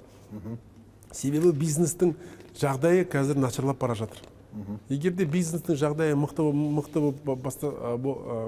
болса, ол әсіресе қазір біздің көршілеріміздің геополитикалық дағдарыстың мәселесі, одан басқа Америка мен Қытайдың арасындағы нарықтық соғыстың мәселесі, енді әртүрлі жағдайлар болып жатыр ғой қазір, дағдарыстар болып жатыр. Соның барлығы біздің экономикамызға әсер етеді, бизнесқа әсер етеді. Үкімет өз жағынан осы болған дағдарысқа бейімделіп, бизнесті қолдауын соған бейімделу керек, бейімделіп, өз қолдауын ыңғайлату керек. Керісінше қиыншылық тудырмай. Сол себептен менің ойымша бұл жерде мен әрдайым бизнес жағында боламын. Себебі бюджет деген ол туынды, ол негіз емес. Бюджет деген ол нақты салықтан шығатын шығындар. Ал бизнес ол үкіметтің табыс көзі. Егер де бизнестің жағдайы, бизнес мәз болса, сондай қарапайым сөзбен айтайыншы, онда бюджет те толы болады, және де халықта тоқ болады, жұмыс орындары жеткілікті болады, экономикамызда дамиды. Басқа жол бар ма еді негізі осы мысалға, жаңағында бизнесті реттеу, енді осы салықпен реттей алмаймыз ғой негізі. Бұл салыққа қатысты теориялар, салыққа қатысты түсініктер өте көп қой. Бірақ басқа жол бар ма еді негізі, Айдарбек мырза? Сіз енді сол нақты бюджеттің тесттерін жабатын, басқа бір үкімет дұрыс шешімдерді қабылдауға болу үшін. Қазір мен сізге айтайын. Бюджеттегі тесттерді жабатын басқа жол болмады деп ойлаймын. Себебі бұл мәселені бүгінге дейін болдыртпас үшін бұл жұмысты біз бірнеше жыл бұрын бастау керек едіміз. Сіз жаңа ғана банктерді айтып өткенсіз. Жаңағы жұмыс, осы бизнесті қолдау мәселесі, бизнестің климатын ауыстыру, банктерді бизнеске жұмыс еткізу, бүкіл өкіметтік аппаратты бизнеске қолдау көрсететіндей қылып, сондай жүйеге қою. Бірақ оны бұны бір жылдың ішінде жасау мүмкін емес. Бұл 5, 6, 10 жылда істелінетін жұмыс. Қытай жасады ғой? Қытай жасады. Бірақ бұны біз 10 жыл бұрын бастайтын жұмысымыз еді. Сол себептен қазір енді бізде 10 жылымыз бар ма жаңа мына тест жабуға? Ондай 10 жыл жоқ. Оны біз қазір біріншіден неден бастаймыз? Салық кодексін жаңа тесттерді жабу үшін. Бірақ мына жұмыс егерде жасалынбаса, 3-4 жылдан кейін қайттан барып салық көбейтеміз. Бұл тағы да салық көбейтеміз. Егерде бизнестің жағдайын жасап, бизнестің салық төлеу қабілетін артпасақ, онда әрине бюджет толмайды, бюджет толмаса, оны қалай толтыруға болады? Тек қана салықтың көбеюі арқылы. Бұл істеп жатқан жұмыстар, мысалға, президент жаңағы 29-ға дейін 2 есеге көтеру керек деді ғой, жалпы ішкі өнімді, мысалға, долларлық тұрғыдан әсіресе. Соған қарай ыңғайланып жатқан шешімі емес пе үкіметтің? Менің ойымша бұл екі бағыттағы қабылданған шешімдер. Салықты көбейту нақты ішкі өнімдердің мөлшеріне ешқандай әсер етпейді. Керісінше зиян келтіруі де мүмкін. Мысалға, егерде жұмыс орындары жабылып жатса, ол ішкі өнімнің қысқартуына әкелетін салдар ғой. Қандай тәуекел бар, риск бар қазір? Осы заңда сіздер көріп отырған партия ретінде? Менің ойымша ең үлкен риск ол қалыптасқан жүйе, әсіресе партнерлардың өз бір-бірімен ертең жұмыс істей алмау қалуы да сондай мәселе көріп жатырмын. Ертең кейбір бизнестер тиімсіз болып кетуге әкелетін сондай да тәуекел барын енді көзім жетіп жатыр. Қазір де біз оны біраз әріптестерімізден талқылап келе жатырмыз, бірақ көріп жатармыз. Менің ойымша, егерде бір тәуекел сол тәуекел сценарийлері жүзге асырылып жатса, біз депутат ретінде әрдайым сол өзгерістерді енгізуге тез арада қанағуды тоқтатуға деген қанағуды тоқтатуға біз әрдайым дайынбыз, және жұмысымызды атқаруға, керекті түзетуге, тез арада енгізуге біз дайынбыз деп ойлаймын. Қазір үкімет өзінің жобасын ұсынды. Үкімет сол жобаға қатты сенеді және де жауапты. Көрейік, қарайық, егерде шынымен де олардың өздерінің алдына қойған мақсаттарына жетсе, тәуекел, сіз айтып жатқан, мен айтқан тәуекелдер ертең жүзеге асырылмаса, мүмкін ол сондай бір үкіметтің триумфы болып қалуы да мүмкін, кім біледі. Біз көрдіңіз бе, біз әу бастан сізге айтқанбыз, біз тек қана осы біздің нәтижемізге, біздің қойған мақсаттарымызға осылай ғана жетеміз деген нәтижеде көруге кім біледі, оны сондай да болып қалуы мүмкін. Ықтималдығы жоғары емес, әсіресе енді біз енді өзіміздің де жұмысты көріп жатырмыз. Кейбір кезде фантастикаға да сенуіміз керек қой. Мысалға, 2025 жылы енді Республика партиясы түрлі өңірлерде, түрлі алаңдарда кәсіпкерлермен кездестіңіздер, жалпы сайлаушылармен, халықпен кездестіңіздер. Олардың нақты проблемаларын жинадыңыздар, әсіресе кәсіпкерлердің біз байқап отырғанымыз. Сосын кейін қазір мысалы бөліп жатырсыздар, әйел затты кәсіпкерлердің мысалы блоктарын қадайды. Бұл ұсыныстар мысалы салық, қаржыландыру, мен байқаған тексеріс, мемлекеттік қолдау және әкімшілік кедергілерге қатысты болды. Бұл сіздердегі ақпарат. Енді бұған дейін сіз кәсіпкердің дауысы тек қағазда қалмауы керек деген ойды айтқансыз. Енді сол мысалға жалпы кәсіпкерлермен кездескеннен кейін, мысалға содан кейін ұсыныстар, мысалы сол ұсыныстар 2025 жылдың соңына дейін нақты бір шешім тапқан заң немесе нормативтік өзгеріске айналған мысалдар бар ма кәсіпкерге ыңғайлы? Қай ұсыныстар іске асты, ал қайсысы жүйелік қарсылықтарға тап болды? Себебі енді сіздер мысалға салық бойынша біраз ұсыныстардан мысалы жеңіліс таптыңыздар ғой, ертең сіздер тағы да шығасыздар. Осы қаңтар айында шығасыздар мысалға. Тағы да кәсіпкерлермен кездесесіздер. Біздің жеңістеріміз көп. Кәсіпкерлердің мысалға осы 2 апта бұрын болған бір жеңісіміз айтайын. Үлкен бір реклама болып кетпесін, себебі біз республикалық деңгейдегі каналдамыз ғой. Бірақ атын айтпай-ақ қойын, бір күнделікті біздің азаматтарымыз ішіп жүрген сусынның бір жағдайға ұшырады. Олар салық жүктемесі 2 есе болды. Өздерінің бәсекелестеріне қарағанда салық жүктемесі 2 есе болды. Бұл енді кейбір ережелердің дұрыс қабылданбай кеткені, немесе қабылданып, оның дұрыс жазылмағанынан себебінен.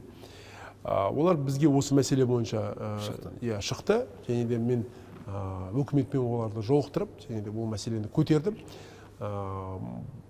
Бұл мәселе енді біз керек болса бір аптаның ішінде шешіп тастадық та. Ережені өзгерттіңіз? Ережені өзгерттік. Ережені өзгертуге біз енді мәжбүрледік деп айтпаймын, енді бірақ ықпалымызды дәлелдедік, және де үлкен ықпалымызды тигіздік, басынан бастап аяғына дейін өзінің қолына жетектеп бұл мәселені шешіп берді. Енді бұл мекеме өзін қазір біз Өзбекстанға көшейін деп жатқан кезде біз оны тоқтатқанбыз. Олардың қазір керек болса 1 миллиард бутылка шығарады, экспорттайды бүкіл Орта Азия бойынша 1 миллиард бутылка шығарады. Сонда одан басқа тағы бір мысал келтірейін.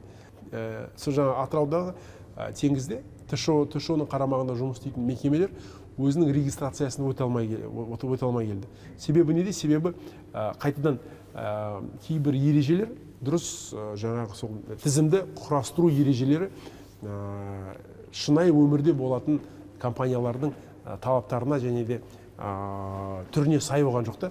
Оны біз орнаттық, компаниялар жұмыс істей бастады. 11 компания өзінің жұмысын, мыңдаған адамдардың жұмыс тоқтап қалды осы себептен, регистрациясын өте алмай тұрғаннан кейін.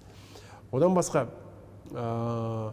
мысалға тағы да бір қарапайым мәселе, бір Атырауда тұратын бір апамыз, оның күйеуі қайтыс болды. Күйеуі қайтыс болғаннан кейін жаңағы шаруа қожалығы оның атына өтпейді ме? Сол аты өтіп жатқан кезде 2 аудан бөлініп кетеді. 2 аудан бөлініп кеткен кезде жер деген не мынау ауданға өтпейді, не мынау ауданға өтпейді. Сонда біздің жаңа ана апамыз өзінің не жерін, жаңа малын, ештеңесін дұрыс тіркей алмай 10 жылдай жүрді. Сенделіп па, былай? Сонда ол әкімшілікке барады, анаяққа барады, мынаяққа барады, депутаттарға шығады, ешкімге. Сонда біз келдік та, айтты, мен сенбеймін сен бұл мәселені шешетінін, айтты маған. Бірақ мен кеп тұрмын, сен жан айқайым, себебі ешқандай мемлекеттен қолдау көремеймін. Біреу мысалға жем шөп үшін субсидия алады ғой. Мен жем шөп үшін субсидия алмаймын, себебі менің малым тіркелмеген деп, ешкімге дәлелдей алмай жүрмін. Бірақ бәрі білет дейді, жерім бар, жұмыс жасаймын деп. Онда біз 2 айдың ішінде дұрыс зеленый коридор ашып, жүйеге енгізіп, жаңағы сол апамызға, мен есімде бар, видеомызды, аба, айтып едім ғой саған да, шешіп берем деп. Ойбай, балам, рахмет, сен сондай бір өзің кірісіп шешетіне сенбедім дейді. Осындай мәселелер көп біздің халқымыздың арасында. Әртүрлі мәселелер. Қарапайым сондай бір шыны керек, бұл енді апамыздың алып бара жатқан салықтар да көп емес шығар. Бірақ бұл қоғамда деген настроение ғой. егер де осындай апаларымыздың саны ызаланып, жүйенің дұрыс ақауларының себебінен дұрыс өзінің жұмысын атқармайтын шенеуніктердің себебінен ызаланса, онда қоғамда да бір дұрыс емес көзқарастар қалыптасады ғой. Онда кәсіпкер үшін парламентке сенудің нақты бір практикалық мәні болмайды дейсіз ғой. Иә, әрине. Соңғы жылдары мемлекет бизнесті қолдауға енді бір қомақты қаражат бөліп келеді деп те айтсақ болады. Алайда бұл қолдаудың экономикаға нақты қайтарымы туралы сұрақтар жиі қойылады. Алдыңғы эфирде сіз мемлекеттік қолдау ол мақсат болмау керек деген едіңіз, құрал болу керек деп пікіріңізді білдіргенсіз. 25 жылы осы құралдардың тиімділігін арттыру үшін партия ретінде мысалға нақты бір қандай өзгерістерді ұсындыңыздар? Мемлекеттің қолдау жүйесінде бір сапалы өзгерістер болды ма? 25 жыл нақты мемлекеттік қолдау деген ұранмен өткен жыл емес. Өкімет жағынан да. Менің білуімше 2026 жыл нақты осындай мәселемен олар бастап жатыр. Қазір Жұманғарин мырза өткен аптада өкіметте іскер деген үлкен жобаны ұсынды. Ол кіші бизнестерді қолдау, одан кейін қазір орта бизнесті қолдау бойынша үлкен қазір жобаларға олар кірісейін деп жатыр. Бұның себебі неде? Бұның себебі енді біздің бюджеттегі тесіктердің себебінен, егер де сіз көрпеңізді дұрыс, көрпеңе қарап аяғын сос дейді ғой. Дәл өзіміздің көрпемізді бәрімізді жаңағы тесік болса, қайдағы қолдау, қайдағы кәсіпкерлерді қолдау мәселесі, оған енді біздің үкіметтің де ешкімнің де қолда қаражатта жетпеді ол үшін. Сол себептен біз немен айналыстық? Сол бюджетті толтыру және де бюджетті дұрыс ертең құрастырып, сол қолдауға жететіндей қылып, сондай жағдайға әкелу деген осындай мәселемен айналыстық. Өкіметтің де уәделері осындай. Мына салықты бізге көтеріп берсеңдер, бізге кәсіпкерлерді қолдауға бөлінетін бюджеттің мөлшерін біз бірнеше рет арттырамыз деген уәдемен жүр. Бірақ қазіргі таңда қарасақ, біздің кәсіпкерлерді қолдау бюджеті 1-2 триллионнан аспайды. Бірақ әлеуметтік шығындар 12-13 триллион. Сонда біз қандай мемлекетпіз? Әлеуметтік мемлекетпіз ба, немесе өзінің жаңағы экономикасын дамытатын және салықтың мөлшерін ұлғайтатын мемлекетпіз ба? Осында біз тек қана бюджеттік шығын арқылы түсінуге болады. Өте қызық. Мемлекеттік сатып алу жүйесі. Бюджет қаражатын экономикаға қалай жұмыс істейтінін көрсететін негізгі тетік. Бұнда сіз әлі күнге дейін бұл мәселемен айналысып бұл салада отандық өндірушілердің мүмкіндігі шектеулі деген сын жиі айтылады. Сіз мемлекет өз ақшасымен өз экономикасын өсіру керек деген пікірді айтқансыз. Осы принцип іске асты ма? Жоқ, бұл принципті іске асыру өте оңай емес, бірақ біз бірқатар механизмді енгіздік. Ол нақты мемлекеттік сатып алу бойынша менде қателеспесем 27 нақты түзетулерді мен енгіздім. Ең көп түзету енгізген партия біздің партия. Енді мемлекеттік сатып алу деген кәсіпкерлердің заңы емес пе? Сол кезде біз бірқатар мәселелерді көтердік. Әсіресе осы мемлекеттік сатып алудың ережелеріне кішкене ашықтықты енгізу, әртүрлі айлакерлерге жол бермеу, және жемқорлыққа тосқауыл қоятын сондай ережелерді қалыптастырдық. Одан басқа бізде қазір біраз өзіміздің бастамаларымыз бар. Кейбір қазір өзіміз білмейтін, мысалға ережелерді алсақ, мемлекеттік сатып алу ережелерін, біздің бюджетімізден саналып жатқан жобалардың сапасы және де санау және жобалау сапасы өте төмен. Әсіресе экономикалық бюджет саяси құжат деген. Әсіресе экономикалық тиімділік жағынан ешкім санамайды. Бізде қазір қалай, мысалы келесінде бір мекемені салу керек, оны тендерға кірдің, сосын корректировкаға кірдің, сосын тағы да корректировка кірдің. Ең соңында ол мысалға 100 миллион теңге тұратын ғимаратты бір 500 миллионға салып тастадың соңында. Бір кәдімгі бір жүйе болып кетті осындай айлакерлердің кіретін. Ең басынан бастап кірген кезде соны біліп барады екен біздің кейбір осы мемлекет сатып алуға баратын кәсіпкерлер. Бірақ ол енді сол жемқорлықтың нәтижесі ғой. Сол шенеунікпен келісіп алып, осындай бір мемлекетті тонау жүйелері орнады. Осыған тосқауыл қоятын біз заңға шектеулер қойдық. Және де қазір мысалға егерде бұрында қалай болды? Мен келемді, сіз мысалға тендер ұтасыз да, мен екінші орын, мен келемді, сізге не қыламын? Сотқа берем, біз 2 жыл соттасамыз. Тұрады, бірақ ештеңе. Анау жаңағы объект тұрады. Объект тұрғаннан кейін қайттан сіз келесіз, соңында ұтасыз, қайттан басынан ұтамын. Бірақ бұл кезде жобаның мөлшері шығыны 2 есе, 3 есе артады. Келеді, жаңағы осы қайтадан. Осындай бір жағдайға келтірмес үшін мен сізге неге сотқа беремін, сіз келесіз де маған бір тендердің 5%-ын төлей саласыз да, соттың арызын ала салшы деп. Сондай бір бизнеске айналып кетті, жаңағы анау шантаж бизнесіне айналып кетті. Сонда соған тосқауыл қоятын, ешқандай шектеу қоймайтын. Егер де біреу ұтса, өзінің жұмысын жалғастыру керек, ешкім оған сот болса да, сотта ол өзінің жұмысын жалғастыра береді. Егер де жаңағы екінші адам ұтса, ол өзінің жаңағы орнын алмастырып, оның шығындарын өтеп береді, әрі қаратай өзінің жұмысын жалғастырады. Сондай енді түрлі сондай тетіктерді енгіздік. Ұсақ түйек әңгіме көп, оны бәрін түсіндіре беруге менің ойымша қазір біздің көрермендердің басын ауыртпай ақ қояйын. Бірақ бір дәлелдеме. Оралға барған кезде нақты осы мемлекет сатып алумен айналысатын бір жігіт келді, сіздің бір қолыңызды алайын деп едім.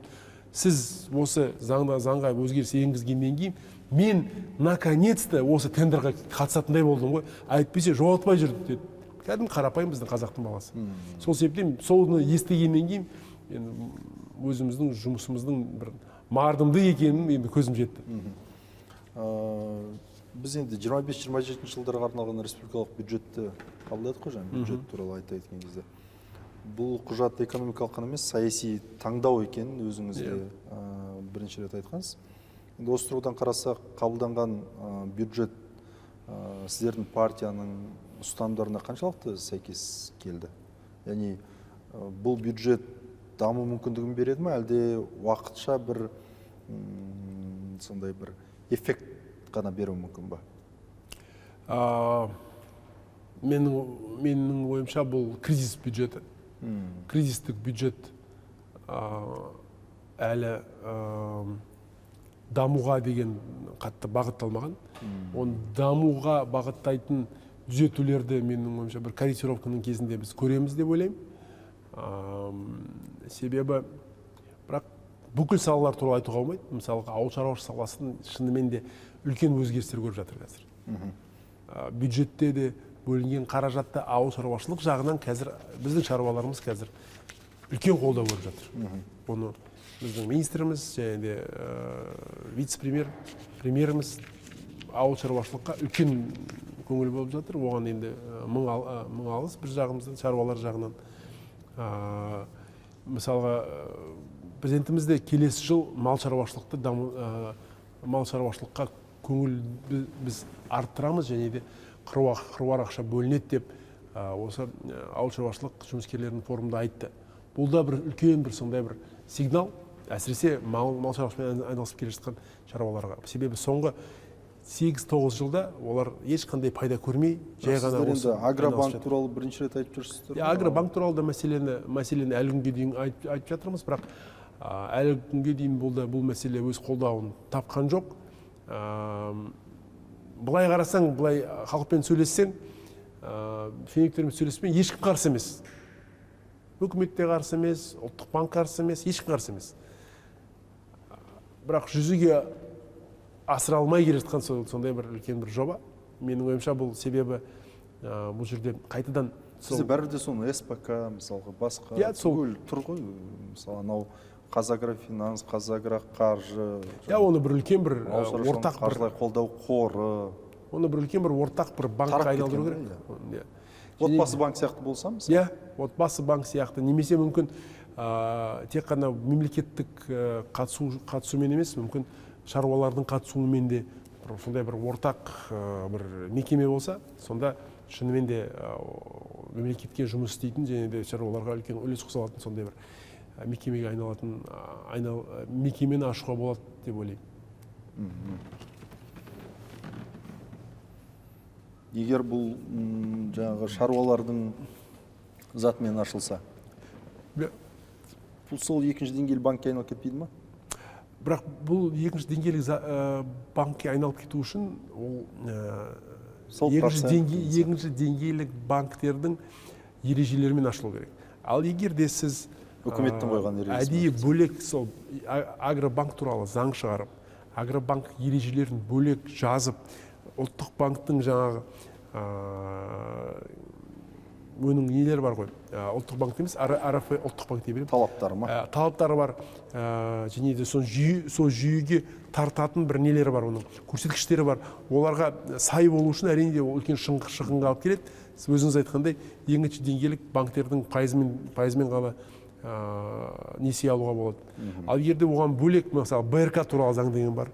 Сол БРК туралы заң сияқты, отбасы банк туралы заңдарыңыз бар, сол бөлек заң болса, онда ол бұндай банк ертең шынайы шаруаларға деген қолдау көрсете алатын сондай бір мекемеге айналатын еді. Өңдеусіз агросектор, болашақсыз сектор деген сіздің пікіріңіз. Бірақ енді агросектор әлі де өнімді шикізат күйінде экспорттап отыр. Бұл салада өңдеудің әлсіздігі енді жыл сайын айтылатын бір жүйелік проблемаға айналған сияқты да. Қайталанып айтыла береді. Бұның себебі неде? Неде? Бұның себебі қандай нақты шешімдер қабылдау? Өңдеумен айналысу үшін сіз өңдеу заводын құрастыру керексіз. Оған ақша керек. Оған ақша керек. Банктердің көзқарасы ауыл шаруашылығы деген андай. Дұрыс, ешкім қаржыландырғысы келмейді. Сосын ауыл шаруашылықта деген пайдасы 10-15%-дан аспайды. Маржасы ма таза? Маржасы. Қайдағы 20-25%-ны олар ешқашан төлей алмайды. Бұл бұндай бизнес емес, ол мұнай емес, басқа құрылыс емес, ондай бизнес емес. Ауыл шаруашылықта бұның пайдасы осы шектелген 10-15%-мен. Сонда ешқандай қаржы қолжетімсіз болса, өңдеу инфрақұрылымы қайдан пайда болады? Ал өңдеу ол тек қана осының барлығын өңдеу үшін бірнеше миллиард доллар енді ақша керек. Мысалы, бүкіл бидайдың қанша біз 7 миллион тонна экспорттасақ, сол 7 миллион тонна экспорттың орнына 7 миллион тонна өңдеуді құрастыру үшін 5-6 миллиард доллардай бір үлкен бір мекемелер қажет болады. Және мал шаруашылығына келсек, мал шаруашылығы бойынша да сүт фермаларын салудың өзі менің ойымша бірнеше миллиард доллар қажет ететін сондай бір үлкен жобалар. Бірақ оның барлығы бізді неге алып келеді? Сөредегі тауарлардың арзандығына алып келеді, және де біздің бәсекелестікке деген қабілетіміздің артуына, экспорттық күшіміздің тауарлардың санының көбеюіне алып келетін сондай бір шешімдер, және де оған үкімет мүдделі болу керек. Оған менің ойымша үкімет мүдделі, бірақ кішкене қазір қолынан келмей жатыр. Қайтадан біз жаңа үкіметтің уәдесіне қазір бізге сол салықты жинап беруге көмектесіңіздер. Сіз жиі үкіметке түсіністік көзқараспен қарайтын болыпсыз соңғы уақытта. Түсіністік көзқараспен емес, мен қазір енді күресті жеңілгеннен кейін көрейікші деген кішкене сарказммен айтып жатқан сөздерім бұның. Енді көрсетем дедің ғой, енді көрсетіңіздер деген кішкене сынмен айтып жатырмын. Себебі А дедің, енді Б деңіз деп әрдайым осы сызықпен айтып жатырмын да, сіз айтып едіңіз ғой, күтіп отырмыз дегендей кішкене сарказммен айтып жатырмын бұл сөзді. 2025 жылы астық көлемі жоғары болды, бізде. Жалпы жиі айтылып жатыр. Сіздің осыдан біраз уақыт бұрын бір ауыл шаруашылығының вице-министрімен болған дискуссия кезіндегі пікіріңіз шындыққа айналды керісінше, мысалы да, сорттарға қатысты айтып отырмын. оны жақында менде Ақмола облысының әкімі болған Марат Ахметжанов. Ол да сол сіздің пікіріңізді қолдайтынын айтты. Яғни жоғары сорттар маңызды екен, әсіресе. Сол кезде ол дұрыс өнімді қабылдай алатын. Ол да айтты, нашар сортты бере берген, соңында аламыш жерден шығады. Бірақ логистика мен сақтау инфрақұрылымы тағы да бір негізгі шектеу сияқты да, ертең ол көп шығарып алды. Қайда сақтайды оны? Инфрақұрылым бірге дамымаса мысалы да, бізде осы бір кейбір кезде қалып қалатын сияқты. Бір жағын қатты көтеріп аламыз да, сосын кейін басталады. Анау қардың астында қалды, мына жақта сақталынбай қалды, сосын өткізе алмай қалды. Сосын Айдарбек мырза көктем кезінде, қыс кезінде региондарды аралаған кезде жаңағы пияз егушілер, сәбіз, картоп бәрі өзінің проблемасын айта бастайды жыл сайын. Рас қой Айдарбек мырза? Мен өзім көргенмін да бұл видеолармен болсын, анау Алматы облыстарына барған кезіңіздегіде. Пияз, нелер, Жамбыл облысы, Алматы облысы көп ондай мәселе. Біз мақтанамыз да ана жақпен. Картоп, көп өсірдік, көп шығардық деп. Бірақ оны енді сыртқа сатуымыз керек, немесе өткізуіміз керек, немесе бір жерге апарып. Көп өсіру деген... Яғни қатар жүру керек деген ғой, баланс. Баланс... Кім осыны түсіну керек тағы да? Жобадан басталу керек та. Жобалайтын әрі... Бұл жүйелі проблема ғой негіз. Оны дұрыстап жобалап, дұрыстап үлкен бір ұлттық бір жобаға айналдыратын, экспорттық жобаға айналдыратын кішкене қазір бізде түсінік жоқ па? Түсінік жоқ. Себебі бұл жерде біз бұл мәселенің барлығын нелерге, әкімшілікке жүктеп тастадық. Сол себептен әкімшілік келетті өзінің сол өңірлік көзқараспен деген жобасын құрастырады, ал оны бір үлкен бір неге айналдыратын, үлкен ұлттық жобаға айналдыратын көзқарас әлі қалыптаспады. Бірақ менің білуімше қазір ауыл шаруашылық министрлігі бұл мәселеге қазір көңіл бөліп жатыр. Мен осы берде ғана бұл мәселені көтердік. Келесі жылы біз қызылша мәселесін қолға аламыз. Осындай былтырғыдай болмас үшін пияз жағын қолға аламыз, картоп жағын қолға аламыз. Ел проблема болмайды ма? 26-шы жылы. Тағы болады ғой? Болмайды деп уәде беріп жатыр. Жаңағы айтқаны ғой, сарказммен көрейікші деп. Бірақ маған ұнайтыны, олар бұл мәселені... Ниеті бар ма? Ниеті бар, түсініп жатыр. Бұрындағылар бұның қажеттілігін де түсінбеді. Оны нұсқаған кезде, жоқ, ол маңызды емес дейтін тұғын. Бұлар, бұл мәселені біз айналысу керек, бұл мәселені қолға алу керек деген түсінік бар. Бұл да бір шыны керек, бір үміт сыйлайтын бұл да не құбылыс менің ойымша. Ал егер сол үмітті іске асыра алмаса, қол жеткізе алмаса, сіздің пікіріңізше қалай? Жауапкершілікке тартылу керек пе? Әрине, менің ойымша бұл бүкіл жүйе... Себебі қаншама шығынға келеді ғой, қаншама оның кәсібіне зиян тигізеді. Кейбір кезде сезінбейтін сияқты көрінеді, мысалға кәсіпкерлердің, әсіресе ауыл шаруашылығы саласында жүрген азаматтардың орысша айтқан кезде болын. Мен қазір өзім көріп жүрмін. Бірігіп жұмыс істеп жатыр. Сауда министрлігі мен ауыл шаруашылығы министрлігі нақты жаңағы анау шаруаларға шектеу қойып жатыр. Шаруалар қазір маған жүгіріп келіп, маған мынанша екпем, мынанша ек дегендей ақпарат жетіп жатыр. Ол да бір жақсы бір не ақпарат. Шаруалар өзінің енді шағын айтады ғой. Мен мысалға өзімнің күрішімнің санын көбейткім келеді деп. Бірақ өкімет жағынан тарапынан енді үлкен қазір не жұмыс басталып жатыр. Әсіресе су министрлігі су болмайды, судың несіне көрпеге қарап аяғын созайды, судың мөлшеріне қарап күріш ек деп сондай талап қойып жатыр. Оның гектарлап соған қадағалау енгізіп жатыр. Бұны мен өкіметтің уәдесінен естіп жатқан жоқпын. Шаруалардың шағымдарынан естіп жатырмын. Маған мынандай шектеу қойды, мынандай шектеу қойды. Бірақ мен бұндай шектеуге шыны керек қуана қараймын. Себебі бұл бір жобалаудың бастапқы сондай бір көрсеткіштері.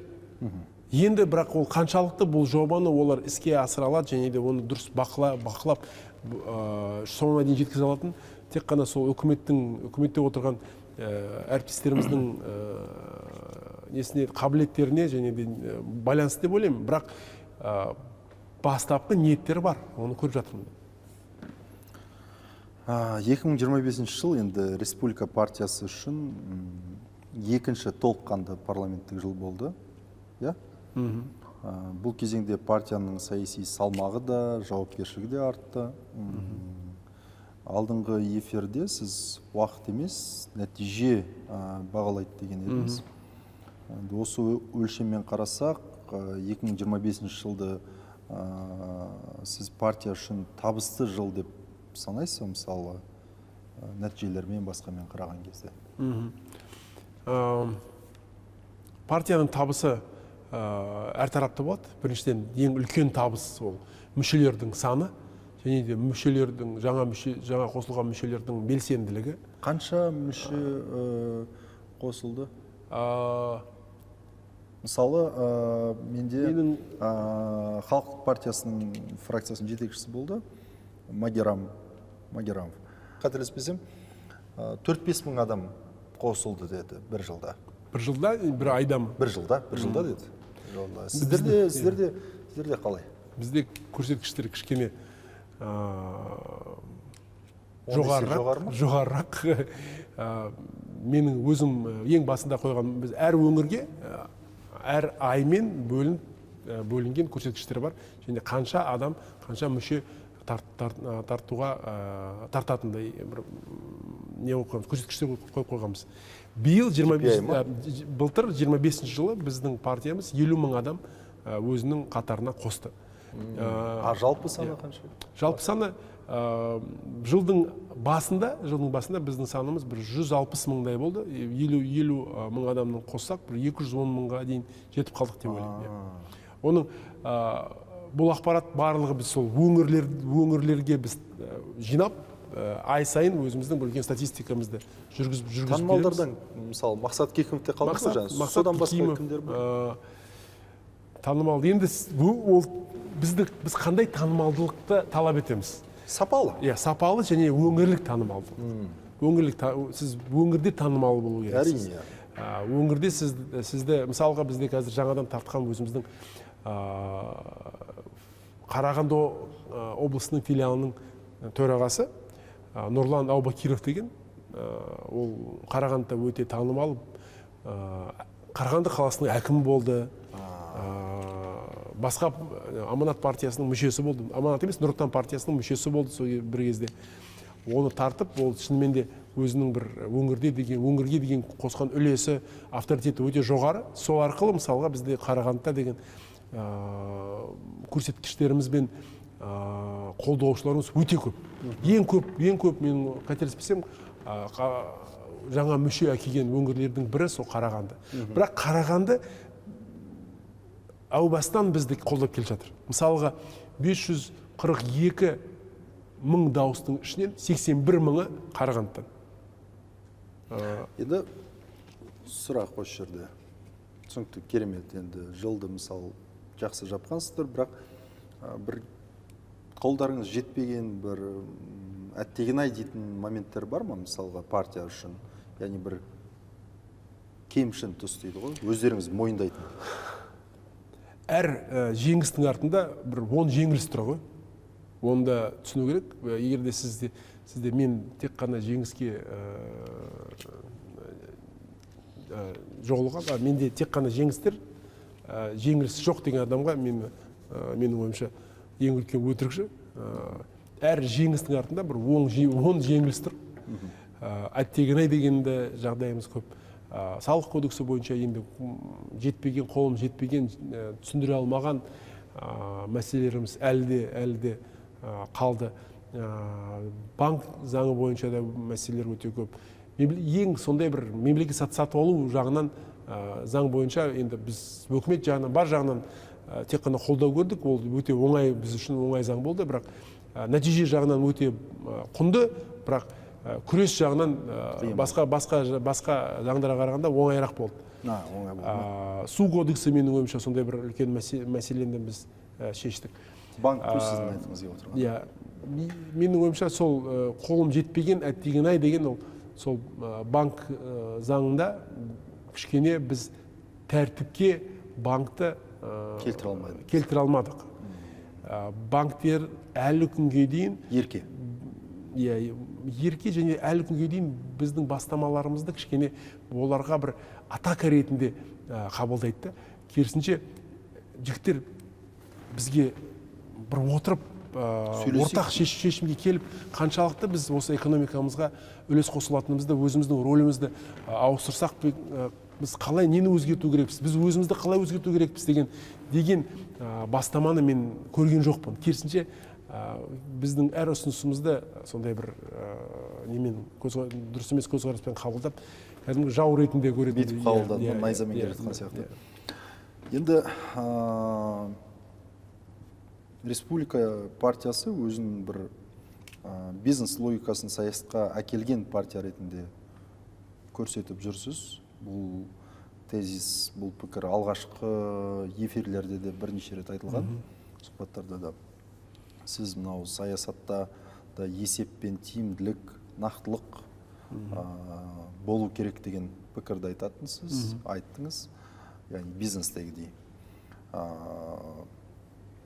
Сіздер мысалға бұрын Атамекен ұлттық кәсіпкерлер палатасына барып мәселесін шеше алмай жүрген азаматтар сіздерге келіп мәселесін шешіп жатыр. Енді осы жерде заңды сұрақ туындайды. Заңды сұрақ туындайды. Біздің кәсіпкерлер қазіргі таңда Атамекен ұлттық кәсіпкерлер палатасына жарна төлейді. Заң бойынша. Кәдімгі заңмен бекітіліп қойған. Бұл ескі Қазақстанда бекітіліп кеткен заң. Ашығын айтайық, 22-ке дейін деп айтайық, сол кезде бекітіліп кеткен заң. Көп кәсіпкерлер бұны өзі қолдамайды, бұлай төлеуді. Басынан бастап кейбіреулері әлі күнге дейін келіспейді.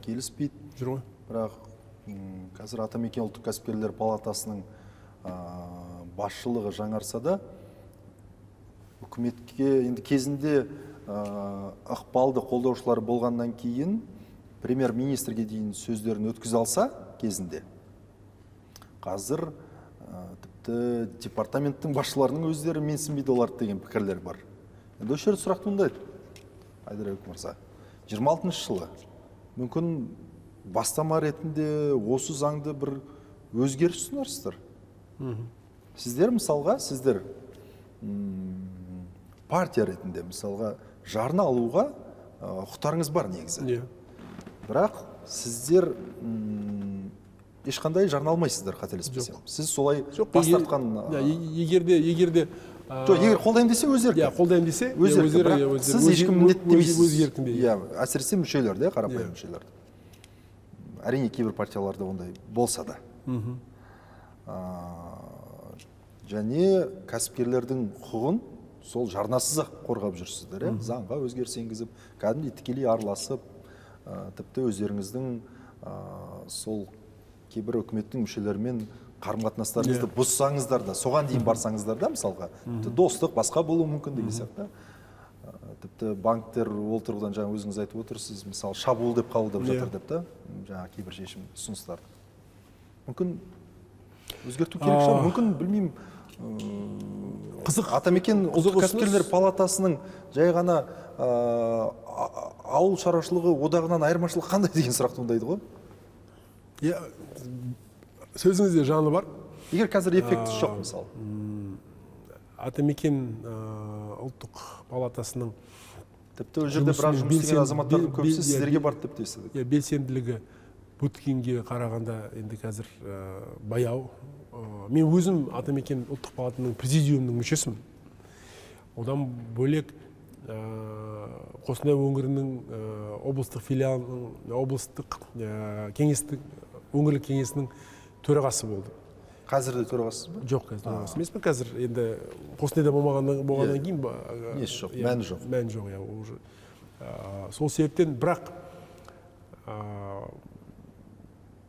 бұрындағы қарағанда әрине де енді Атамекеннің қазір беделі түсіп кетті. Оны біз көріп жатырмыз. Керек болса, мен өз әріптестерімнің арасында көзқарасты көріп жүрмін. Өздерін бұрында мысалға Атамекен мен депутаттардың арасындағы жұмысы тығыз болған. Қазір кішкене енді басқаша болып тұрғанын көріп жатырмын. Қаншалықты оны заңға кіріп енгізу керек? Мүмкін алып тастау керек шығар. Мүмкін оны алып тастау немесе ол андай міндетті емес болу керек шығар, әркім өзі шешеді деген сияқты. Бұны менің ойымша бір кәсіпкерлермен, себебі Атамекеннен пайда көріп жүргендер де бар ғой.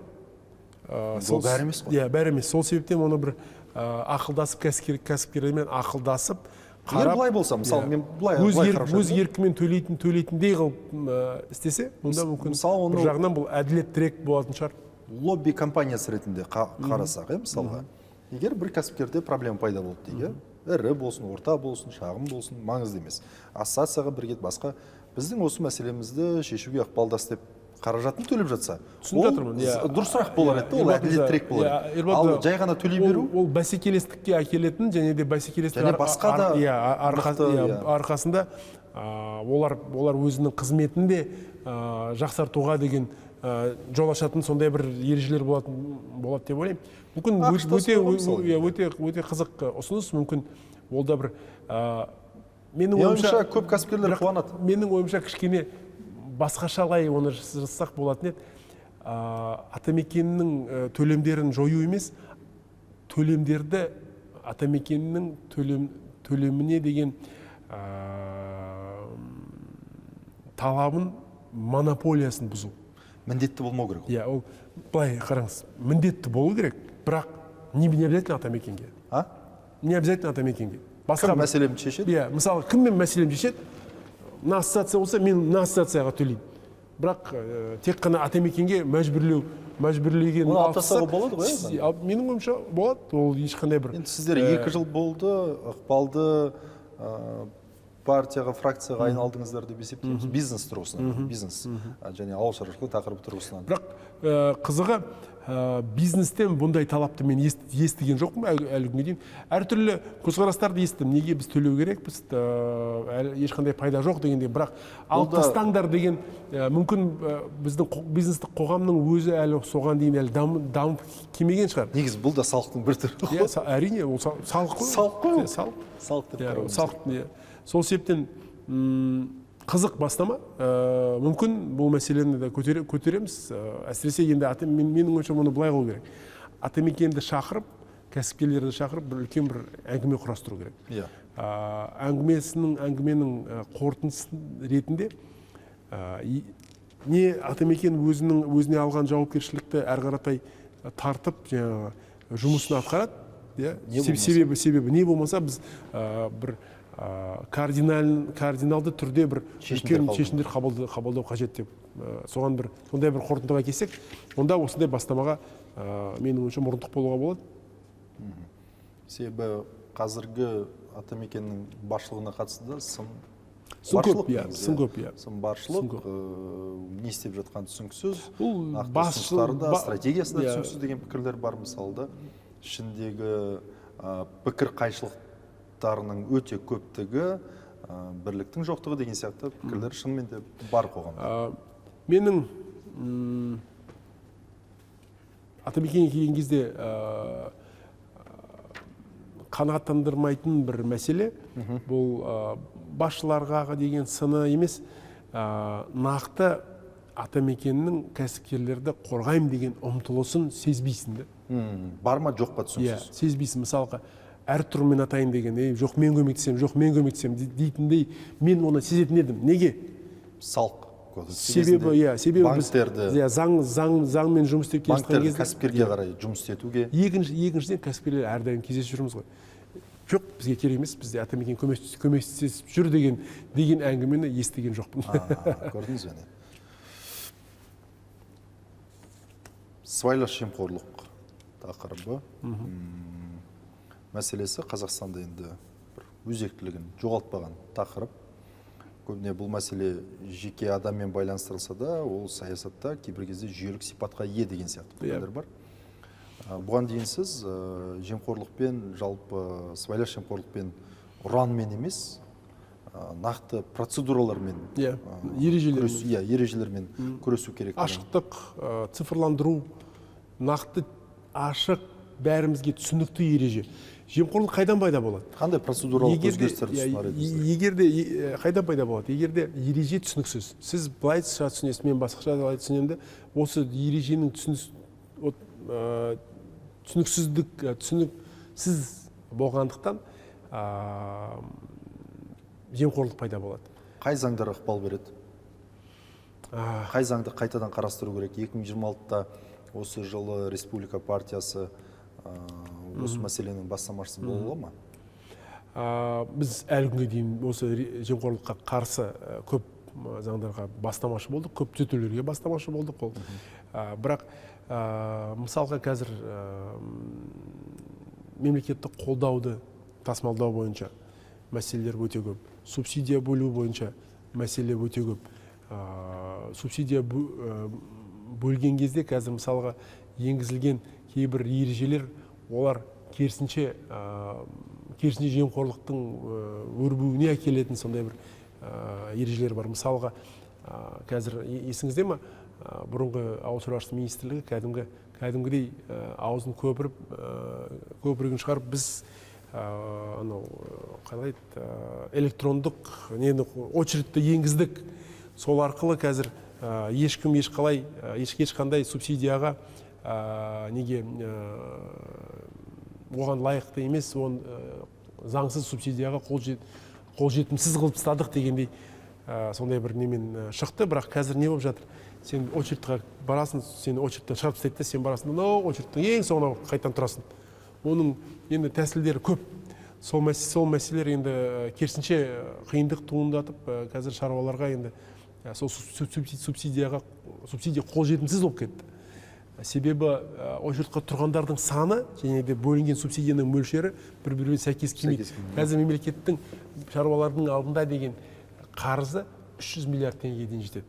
Онда ешқашан болмаған сондай дүние, жаңа субсидия бойынша. Бұның барлығы сол ақаулар, сода қабылданған шешімдердің сондай бір қорытындысы.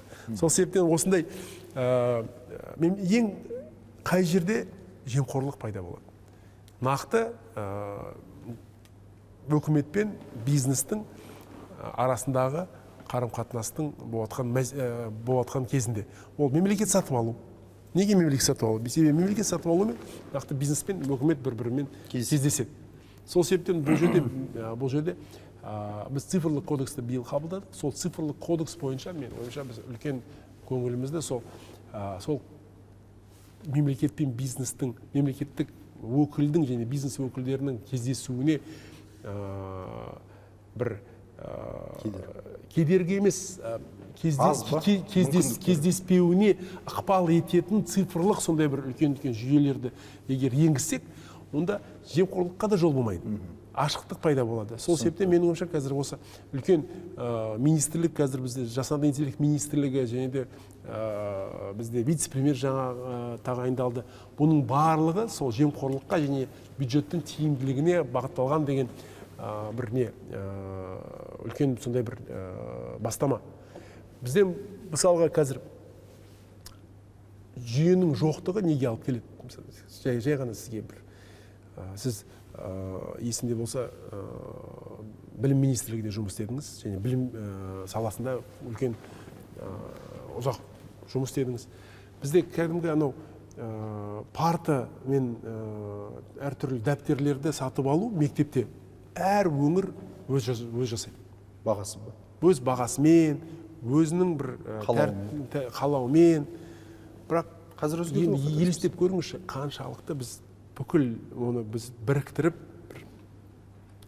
бірыңғай бір үлкен сатып алуға айналдырсақ, қаншалықты біз үлкен бір заводтың бір сұранысын жабуға деген мүмкіндігіміз болатын еді. Одан басқа қанша біз оның бағасын түсіруге мүмкіндігіміз болатын еді. Одан басқа қазір қаншама ғимараттар салынып жатыр. Сол ғимараттарға сатып алынатын құрылыс материалдары да бөлек бөлшекті бағамен сатып алады.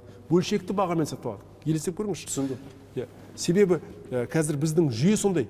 Сіз ПСД-ні жасаған кезде ПСД-нің бағасы бөлшекті бағамен құрастырылады. Енді ол деген тікелей соған.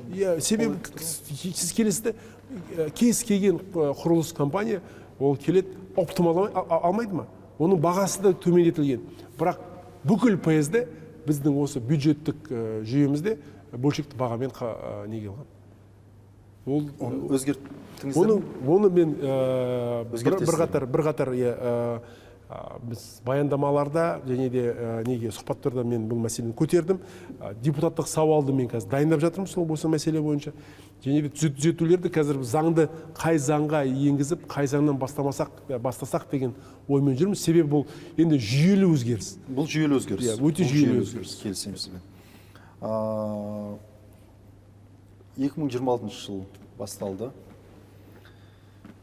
Парламенттік реформа жұмыс тобындасыз, енді соңғы сұрақтардың бірі.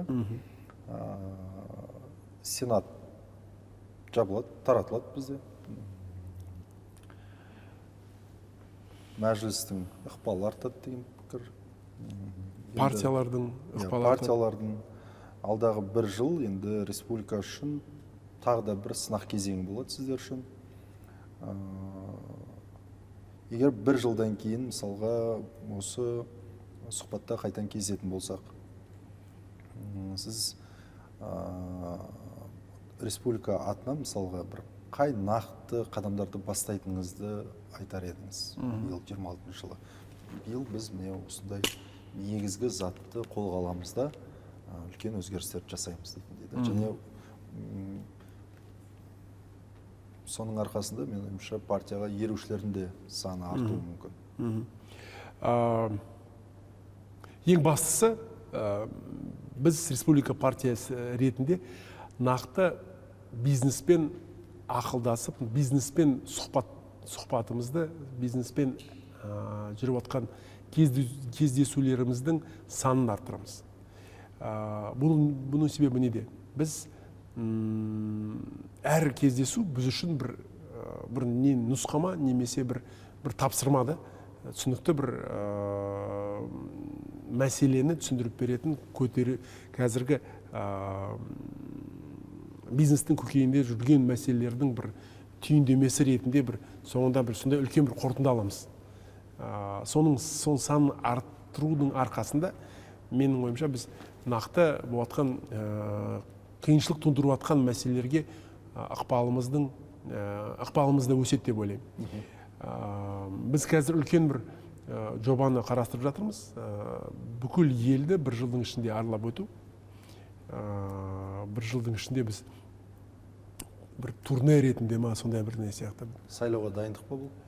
Сайлауға дайындық деп айтуға болмайды, бірақ қайтадан халықпен кездесіп, жүздесіп, әңгімелесіп деген мүмкін оны сайлауға дайындық деп айтуға да болатын шығар. Халық партиясы біз дайындалып жатырмыз дейді сайлауға. Менің ойымша әр партия басынан бастап дайындалып жүр. Әсіресе президент айтқаннан кейін әрқайсымыз бәріне сигнал. Бәрімізге сигнал дайын болыңдар, сайлау осы жуырда сайлау болуы мүмкін деген бізге бәрімізге сигнал болды. Егер де сен дайындалмасаң, онда сен келеңсіз немқұрайлы бір партия және ешқандай жеңіске, ешқандай бір үміттеніп жүрген партия емессің деп ойлаймын. Сондықтан да бір өздерінің алдына белестерді қойған және де қандай белестер қойып отырсыздар егер сайлау болса? Менің ойымша біз өзіміздің санымызды бірнеше есе арттыруға деген бүкіл мүмкіндігіміз бар. Әсіресе енді біздің партиямыз мүшелерінің санына қарасақ. Басында құрылған кезде қанша мүшелеріңіз болды? Мәжіліске келген кездеріңізде? Басында